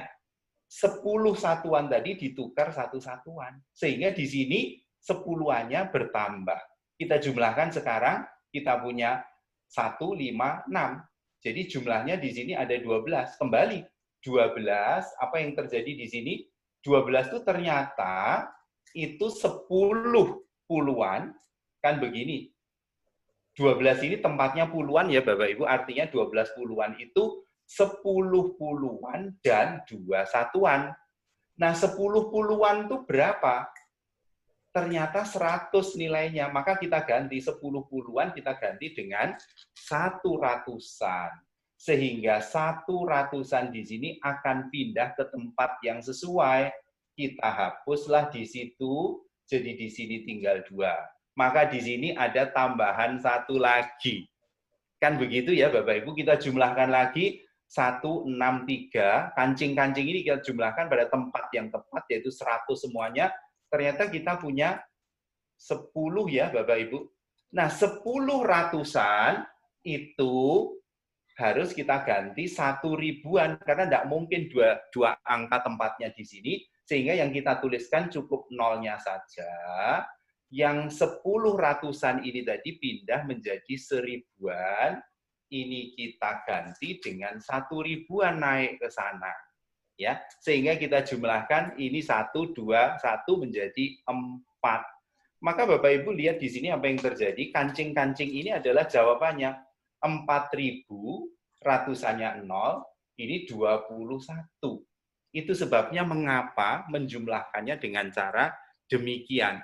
Sama untuk pengurangan pembagiannya. Saya kembali lagi ke sini, saya kira itu contoh saja Bapak Ibu. Jadi teman-teman di Mentari menyediakan berbagai macam training. Ini biasanya juga ditrainingkan kepada para guru untuk melatih mereka dengan metodologi. Tadi pertanyaan, saya lupa Pak siapa tadi tentang metodologi ya Bapak Ibu. Oke, nah saya akan share lagi inovasi yang terakhir. Waktu saya apakah masih cukup Mbak Perak? Masih Bapak cukup. Masih, oke ya. Jadi saya ada satu inovasi lagi yang terakhir. Jadi ini inovasi ketiga, ini inovasi kunci yang berdasarkan pengalaman kami itu mempercepat peningkatan kualitas sekolah. Itu terbukti loh Bapak Ibu dari data yang saya berikan tadi ya. Nah sekarang saya share lagi inovasi yang terakhir Bapak Ibu. Sorry, ya. Oke, nah inovasi terakhir itu sebenarnya ini Bapak Ibu. Jadi saya kira semua sekolah kepingin murid-muridnya itu punya prestasi yang baik. Tidak bisa dipungkiri. Tingkatan tertinggi dari bukti sebuah pembelajaran yang berkualitas, murid-murid kita itu berprestasi di tingkat nasional maupun internasional. Nah, apa yang kami lakukan di sini? Kami mengembangkan bakat siswa. Siswa itu punya bakat macam-macam. Ada yang senang matematik, ada yang senang sains, ada yang senang art, ya seni, ada yang musik, ada yang macam-macam. Nah, ini salah satu contoh saja pengembangan bakat siswa. Ya, kembali itu murid-murid yang berprestasi bagus, punya kemampuan bagus, kemampuan akademik bagus, kita kumpulkan. Ini ada grup matematik, grup IPA, grup ini. Saya kira Bapak Ibu melakukan ini di sekolah. Tetapi ingat, goalnya apa? Nah, goal yang kami setting di sini adalah menjadi juara Olimpiade nasional bahkan internasional, gitu ya. Apa yang kita lakukan? Mereka kita masukkan dalam talent pool, pengembangan bakat siswa itu di training itu minimal 1 tahun. Ini tidak main-main, usaha yang luar biasa ya. Saben weekend, Sabtu itu training 4-5 jam. Setiap minggu selama 1 tahun. Nah, kemudian nanti pada waktunya akan diikutkan Olimpiade tingkat kota, provinsi, sampai dengan internasional. Bapak Ibu tahu hasilnya, bahkan sampai internasional pun dapat. Setiap tahun Bapak Ibu, ya, prestasi yang sangat mengharumkan nama bangsa. Bapak Ibu saya tunjukkan data saja. Ini kebetulan Surabaya ya. Untuk Surabaya Bapak Ibu lihat di sini data ini saya ambil dari data Dinas Pendidikan, ini bukan data dari sekolah. Nah, Bapak Ibu lihat di sini. Ini yang mewakili kota ke provinsi itu didominasi oleh sekolah yang memang persiapannya sangat bagus. Ya. Bapak Ibu tahu ini dilakukan puluhan tahun, sudah lebih dari exactly itu tahun 91, sekarang sudah 29 tahun ya. Ini bidang apa ya ini kebetulan saya matematika ya, Bapak Ibu lihat di sini. Nanti dalam hal bidang yang lain lagi juga sama, mendominasi. Bidang lain lagi mendominasi. Ya. Nah, itu sampai membawa pada prestasi tingkat internasional. Jadi, sebuah inovasi kecil, tapi kita lakukan secara kontinu, ya Bapak Ibu, maka itu akan membuahkan hasil yang sangat besar. Memang butuh waktu, segala sesuatu butuh waktu. Kadang cepat, kadang lama. Ini waktu yang sangat lama ini Bapak Ibu ya. Tapi ada dari inovasi yang cepat kita dapatkan. Nah, apa stepnya itu di sini Bapak Ibu? Goal setting, ya memang settingnya kepingin menjadi juara. Bapak Ibu memulai nggak usah muluk-muluk lah. Juara di kecamatan aja bagus kalau memang belum pernah dapat. Ya, kemudian ke tingkat kota, naik lagi provinsi, itu takes time Bapak Ibu. Tapi trust me, saya sudah membuktikan bahwa kesungguhan hati ya yang dilakukan dengan konsisten itu selalu membuahkan hasil ya. Settingnya itu dulu, ambil murid-murid yang punya bakat. Bapak Ibu punya murid-murid yang banyak dalam sebuah grup ya. Kalau sendiri wah kita berat lah, sangat berat. Tapi bersama-sama itu jauh lebih baik ya. Kemudian sekali lagi cari partner yang tepat. Siapa yang bisa melatih itu? Kalau tadi siapa yang bisa menyediakan resource itu ya? Lalu training intensif yang saya katakan tadi minimal 1 tahun. Kemudian mengikutkan OSK ya, Olimpiade Sains Kota, Provinsi, Nasional, dan Internasional. Oke Bapak Ibu. Nah, itu inovasi keempat. Oke, mungkin sebelum saya menutup dengan bagian terakhir, kalau ada pertanyaan, apakah masih cukup waktu Mbak Perak? Untuk sesi tanya jawab? Masih Pak, masih 5 menit lagi sebelum jam 10 ini ya. masih memungkinkan. Nanti setelah itu saya perlu sekitar 5 menit terakhir lah untuk penutup ya. Oke, baik Pak. Baik Bapak Ibu pimpinan, untuk inovasi ketiga dan keempat akan dibuka sesi tanya jawab kembali untuk maksimal 3 orang. Bapak Ibu bisa mengangkat tangan mungkin ke layar HP atau laptop yang ada di hadapan Bapak Ibu sehingga kami bisa memilih untuk sudah ada Pak Nurjaya lagi. Oke, kita tahan dulu sebentar Pak. Kita lihat apakah ada yang mau bertanya lagi, 2 orang lagi akan saya pilih. Begitu? Oke, baik. Sepertinya masih Pak Nurjaya. Oke, baik Pak Nurjaya, mungkin saya akan menghidupkan mikrofon Bapak kembali. Boleh Ibu Pak? Sabia, Kak Perak. Ada Ibu Sabia? Iya, Oke, baik. Berarti di urutan kedua ada Ibu Sabia, dan apakah ada lagi untuk Mas Rusman? Boleh dilihat? Oke, mungkin 2 dulu ya Bu ya. Oke, siap. Baik, ada Pak Nurjaya dan Ibu Sabia. Yang pertama ada Pak Nurjaya, boleh Pak disampaikan pertanyaannya? Mungkin tidak perlu ditutup Pak. Iya, malah tadi lebih kencang ya saat ini. Boleh diperkeras lagi ya Pak suaranya ya Pak?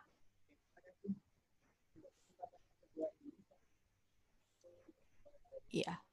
Pak, tidak terdengar Pak, maaf. Kayaknya harus lebih dekat ke arah ya.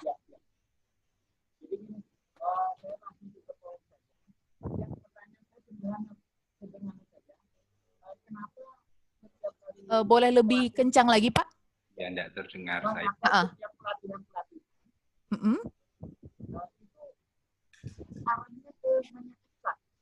Apa Pak? Kenapa setiap pelatihan? Arahnya ke eksak, oke.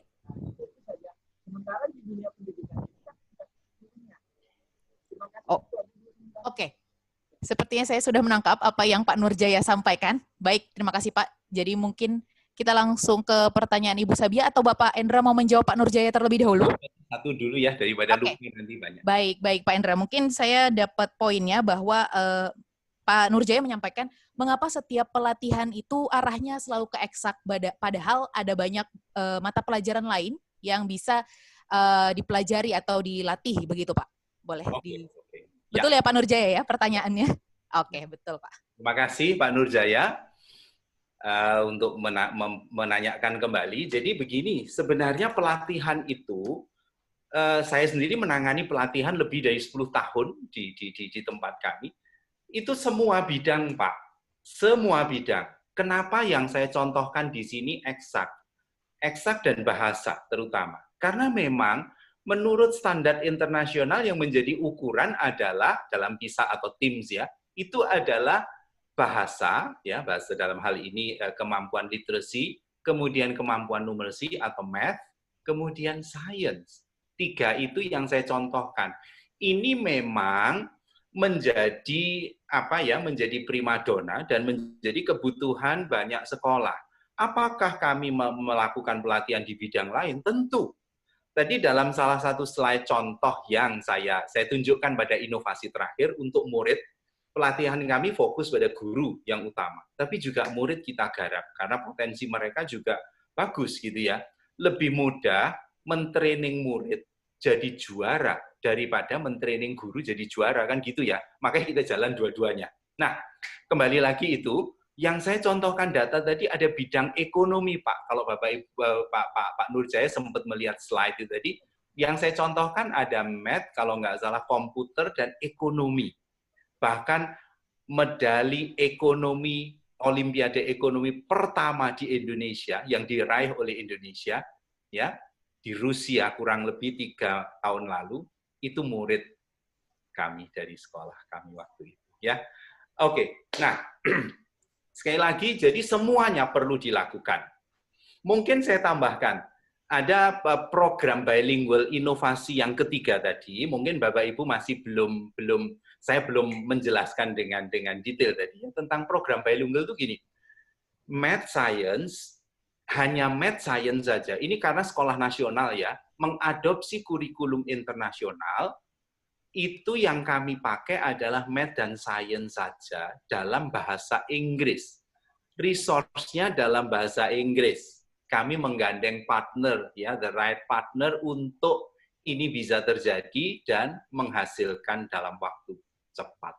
Jadi itu bilingual itu apakah 50% Inggris, 50% Indonesia, tergantung kemampuan kita.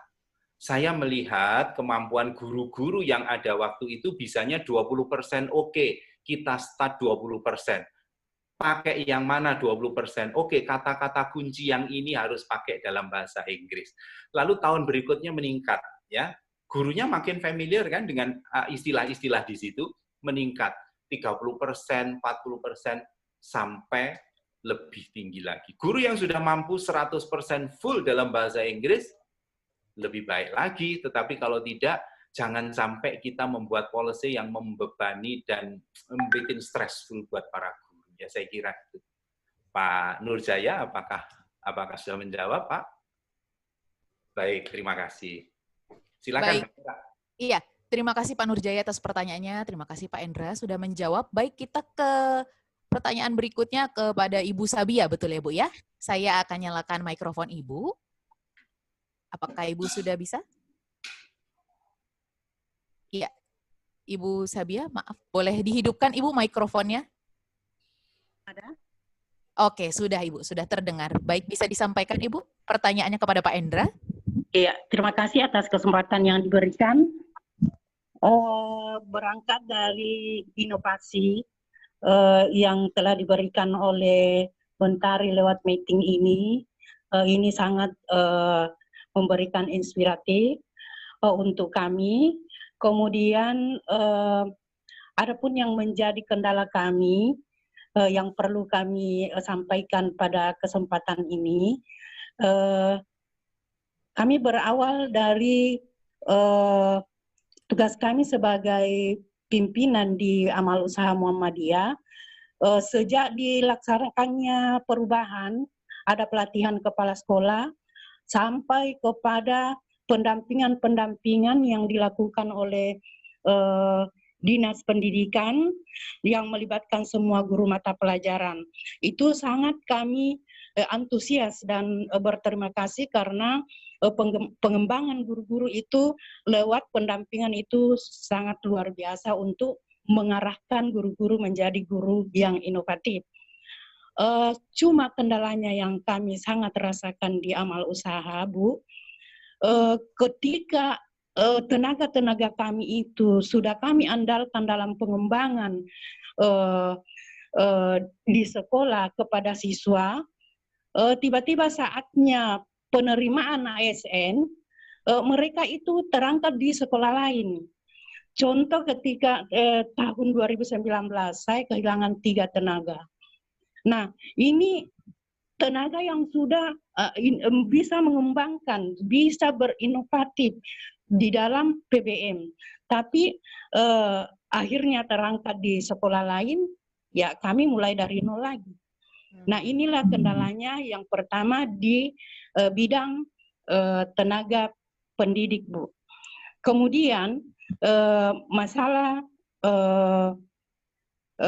pengembangan IT atau melek IT yang menjadi kendala kami karena dari tahun 2014 kami sudah berusaha secara mandiri untuk menyiapkan sarananya, namun tiba-tiba tahun ini sudah tidak lagi dengan UNBK, akhirnya siswa-siswa kami ini merasa bagaimana karena mungkin adanya wabah ini, tapi sebelumnya ada wabah kan memang sudah tidak ada lagi ditiadakan UNBK.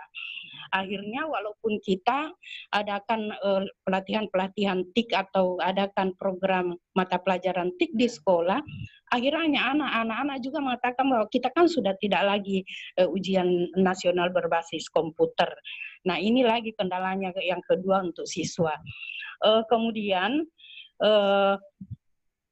kami mohon, Bu, Pak, apa-apa yang kami sampaikan ini supaya tersampaikan ke sana bahwasanya kami di lokasi itu sangat membutuhkan ketika guru itu sudah mengikuti pelatihan, sudah mengabdi sekian tahun di sekolah, ketika terangkat pegawai negeri, alangkah bagusnya lah ketika dia terangkat, dia tetap berada di sekolah itu sebagai guru DPK. Kenapa? Berkaitan seperti tadi yang dikatakan Pak Amir itu bahwa perekrutan harus melalui pelatihan-pelatihan. Kalau seumpamanya sudah melalui pelatihan lantas terangkat lagi ke sekolah lain, itu menjadi masalah lagi di sekolah kami. Mungkin ini sekedar curhat mungkin. Ibu mohon bantuannya, mohon pencerahannya. Kemudian terima kasih Mentari sudah memberikan kami aspirasi yang sangat bagus. Terima kasih Bu untuk sementara. Baik, terima kasih Ibu Sabia. Wah, Pak Endra, sepertinya pertanyaannya cukup berat untuk Pak Endra bisa membantu Ibu Sabia bahwa ini ternyata dirasakan oleh para pendidik, para pimpinan sekolah ya Pak ya. Bagaimana Pak Endra untuk tanggapan kepada Ibu Sabia? Boleh? Baik. Ya, terima kasih Bu Sabia. Saya really appreciate ya, saya menghargai Ibu satu-satunya Ibu yang menanyakan. Dari tadi Bapak-Bapak terus ya. Saya nggak tahu ya, kepala sekolah lebih banyak ibu-ibu atau lebih banyak bapak-bapak. Pengalaman saya di sekolah, guru itu lebih banyak perempuan ya, apalagi kalau di SD. Wah, hampir semuanya perempuan. SMP, SMA masih lebih banyak laki-laki, tetapi perempuan selalu mendominasi. Jadi kali ini Ibu mengajukan pertanyaan, saya appreciate, mewakili sekolah itu identik dengan feminim ya, banyak wanitanya begitu. Oke, Bu Sabia. Pertanyaannya adalah, oke, tadi ada 2 poin ya tentang guru yang bagus itu tuh jadi ASN gitu kan.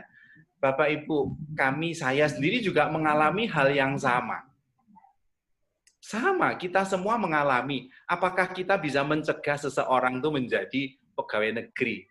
Nggak bisa, ya, nggak bisa. Tapi bagaimana? Justru itu tantangan kita. Bagaimana kita menyikapi hal tersebut, Bapak Ibu? Ya. Nah, berapa banyak guru kita yang menjadi ASN? Lebih banyak atau lebih sedikit? Pasti jawabannya lebih sedikit. Ada dua hal yang mungkin bisa saya sampaikan ke Bu Sabia. Pertama, kalau Bapak Ibu ini mewakili grup yang besar menurut saya. Sekolah Muhammadiyah itu salah satu perkumpulan pendidikan yang sangat besar di Indonesia. Punya power di nasional ataupun di provinsi ataupun di kota. Saya ingat saya kenal dengan salah satu rekan baik, seorang kepala sekolah Muhammadiyah di Surabaya yang pada akhirnya menjadi anggota DPR. Nah, mungkin itu sekali lagi memanfaatkan network itu nggak ada salahnya untuk kebaikan kita, ya. Jika dimungkinkan, Bu Sabia bisa memohon kepada dinas pendidikan setempat, kalau memungkinkan guru yang ini ditempatkan di kami. Biasanya juga tidak gampang itu, tapi setidaknya kalau mungkin kalau guru kami ini sudah jadi pegawai negeri, bolehkah kami mendapatkan bantuan guru DPK, walaupun bukan dia, tapi kondisinya sudah di-training dengan baik. Itu mungkin solusi pertama. Tapi saya prefer solusi yang lain, Bu. Ya kalau itu kita bisa harapkan ya, namanya berharap sama orang yang di luar kendali kita juga tidak mudah. Kita harus melihat resource kita. Ya, makanya itu training guru yang bagus. Biasanya begini, salah satu tools manajemen dalam sekolah, kalau guru itu bagus, maka berilah kepercayaan lebih. Ya tentu saja berimbas pada tunjangan yang lebih yang akan dia terima.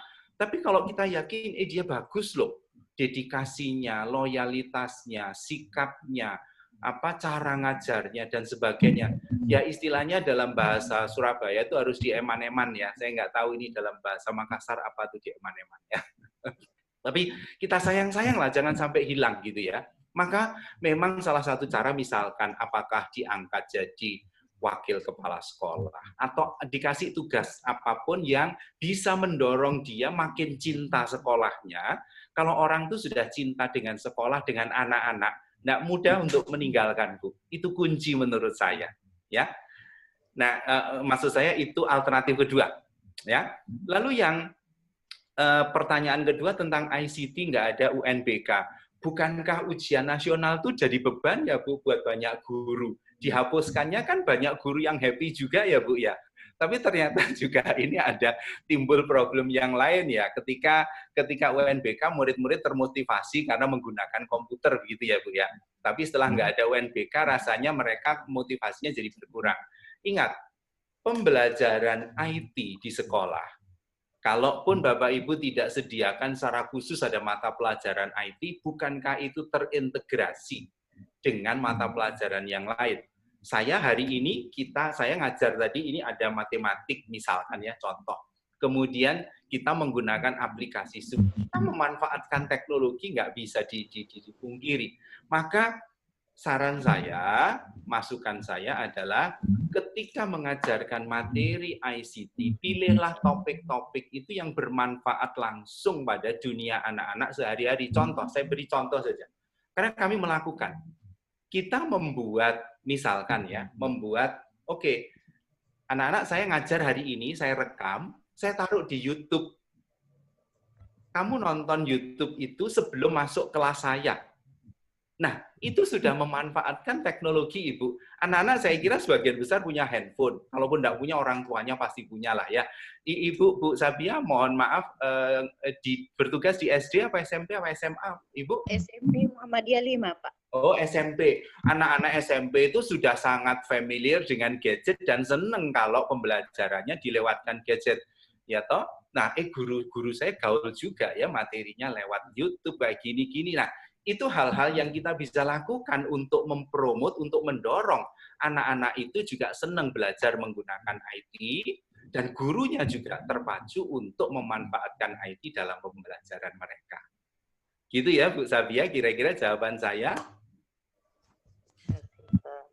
Baik, terima kasih Bu Sabia. Semoga jawaban dari Pak Endra menjawab pertanyaan atau keresahan ya yang dirasakan oleh Bu Sabia dan mungkin para pimpinan dan pendidik lainnya. Baik, ada yang ingin bertanya lagi mungkin? Oh, waktunya sudah mepet ternyata Pak Indra. Baiklah. Oke, mungkin sudah. Apakah Pak Indra akan melanjutkan kembali untuk inovasi keempat? Oh, inovasi keempat sudah selesai, tinggal Sudah 5 selesai ya? menit untuk penutupan saja. Oke, baik. Terima kasih untuk Bapak Ibu atas pertanyaan yang disampaikan. Baik, kita kembalikan ke Pak Endra untuk menyelesaikan sesi pada hari ini. Terima kasih. Pak Endra, kembali Pak. Ya, terima kasih Mbak Perak. Bapak Ibu, saya lanjutkan bagian akhir, yaitu apa sih kesimpulannya terhadap inovasi-inovasi ini tadi. Jadi Bapak Ibu lihat, saya tidak mengajarkan teori ya. Teorinya di belakang aja satu halaman cukup, 1-2 slide cukup. Tapi saya lebih banyak share apa yang kita lakukan dan sudah memberikan dampak. Kira-kira begitu ya.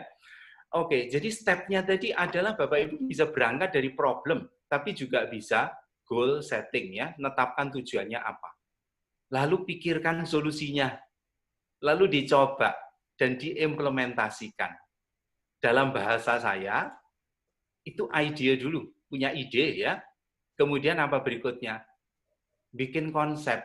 Kalau saya punya ide begini, mau dinyatakan dalam bentuk konsep seperti apa ya?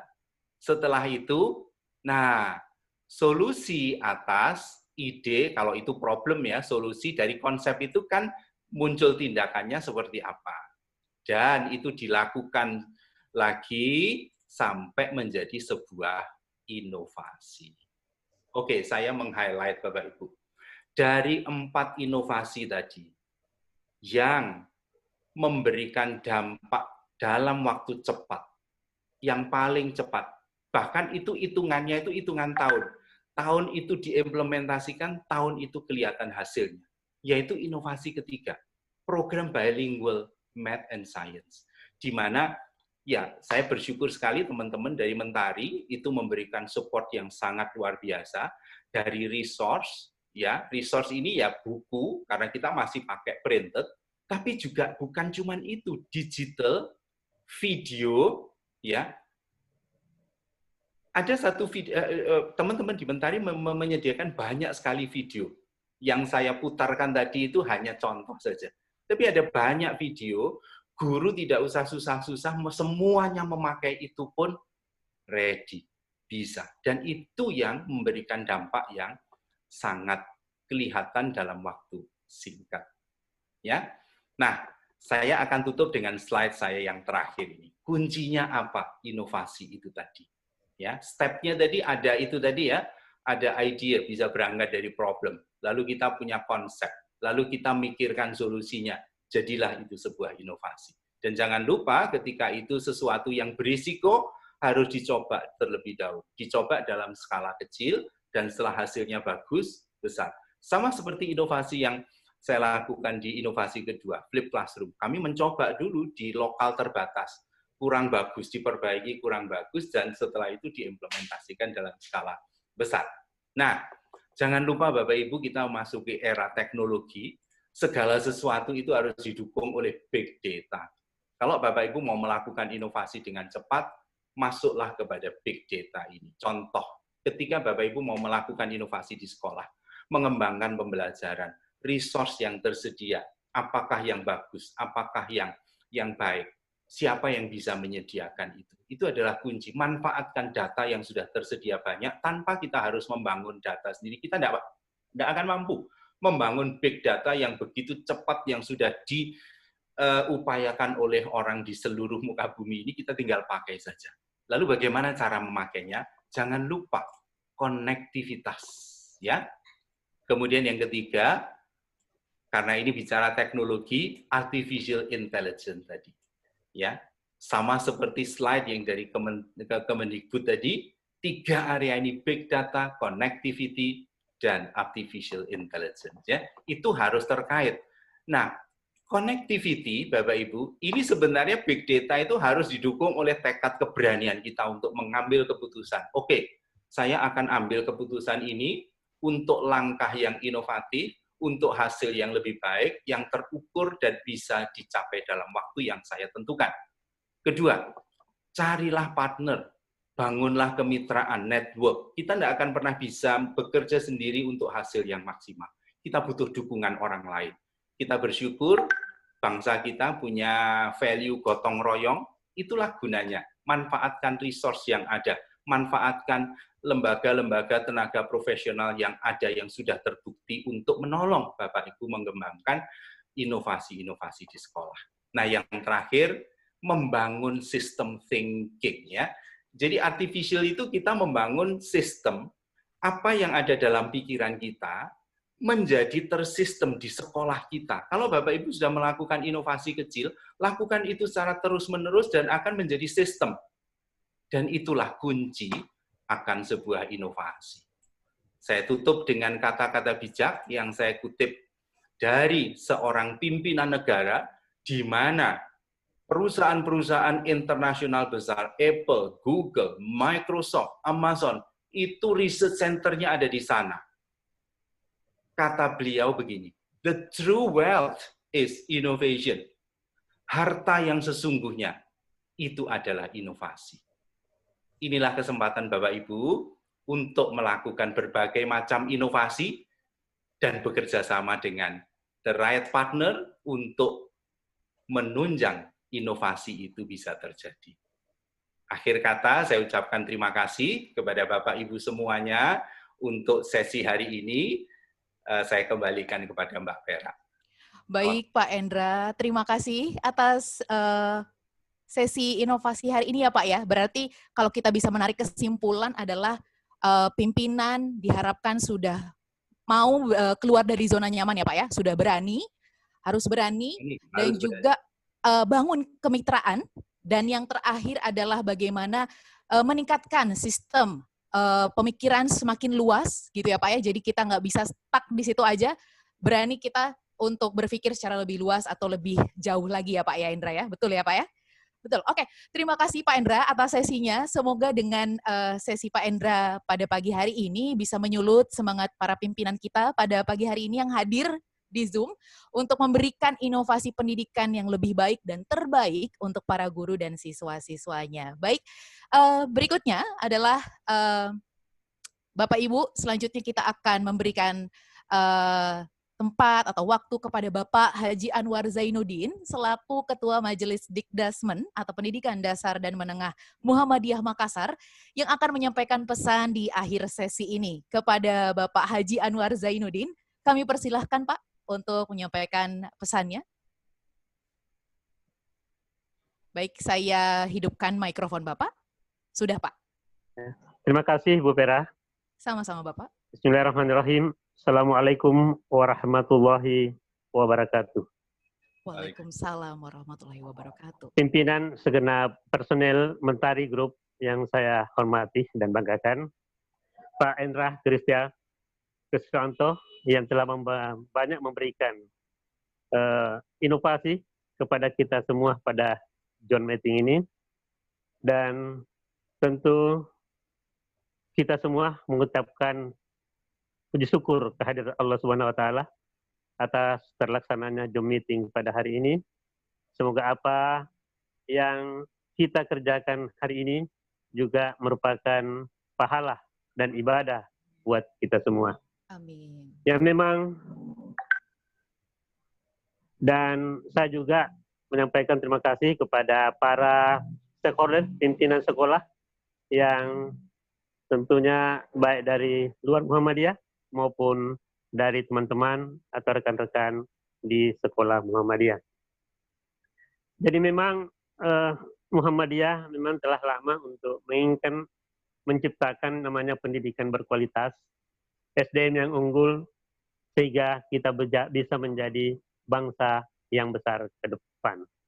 Oleh karena itu, selaku Ketua Majelis Dikdasmen Muhammadiyah, di mana kita telah banyak tadi mendengarkan inovasi-inovasi, maka kepada teman-teman kita mengharapkan mari berinovasi, karena ada pepatah mengatakan kalau ada kemauan pasti ada jalannya.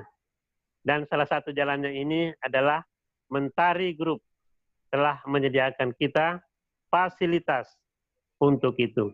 Oleh karena itu, yang pertama adalah dengan kehadiran Mentari grup ini, saya mohon kepada pimpinan sekolah di Sekolah Muhammadiyah untuk pertama adalah kerjasama. Ya, karena belum semua sekolah untuk melakukan kerjasama dengan Mentari Group, maka MOU ini kita mulai tuntaskan tidak terlalu lama. Kemudian harapan kami adalah bahwa insya Allah Sekolah Muhammadiyah ke depan, khususnya di Makassar, ada yang kita harapkan menjadi sekolah-sekolah yang mampu dan bisa menjadi kebutuhan masyarakat di Kota Makassar. Sekali lagi, bahwa saya mohon kepada pimpinan sekolah, karena sudah ada jalan untuk bagaimana meningkatkan kompetensi baik guru, kompetensi anak, dengan Mentari Group, maka kerjasama MOU-nya ini kita percepat sehingga bisa kegiatan-kegiatan selanjutnya bisa terlaksana dengan baik. Saya kira demikian. Wabillahi taufik wal hidayah. Fastabiqul khairat. Assalamualaikum warahmatullahi wabarakatuh. Waalaikumsalam warahmatullahi wabarakatuh. Terima kasih kepada Bapak Haji Anwar Zainuddin atas pesannya. Sungguh bermanfaat bagi kami Mentari dan juga para pimpinan yang hadir di sesi pada pagi hari ini. Terima kasih banyak Pak Haji Anwar Zainuddin. Baik Bapak Ibu pimpinan, saat ini kita sudah tiba di penghujung sesi. Sebelum mengakhiri sesi hari ini, dimohon untuk kesediaan Bapak Ibu untuk memberikan feedback atau umpan balik melalui formulir yang tertera di layar saat ini. Terdapat dua opsi, yaitu tautan atau kode QR. Silakan dipilih cara yang paling mudah bagi Bapak atau Ibu untuk mengisi formulir tersebut. Mungkin sudah tertera di layar Bapak Ibu, baik itu layar handphone ataupun layar laptop yang Bapak Ibu gunakan pada hari ini. Bisa mengisi dengan masuk ke tautan yang telah tertera dan juga bisa melalui scan barcode ya Pak, Bu, untuk mengisi. Baik, kami persilakan untuk Bapak Ibu mengisi umpan balik online ini selama 3 menit. Karena nantinya umpan balik dari Bapak Ibu akan menjadi kontribusi yang baik bagi kami untuk meningkatkan kualitas kami dan dapat melayani Bapak Ibu dengan lebih baik di masa depan.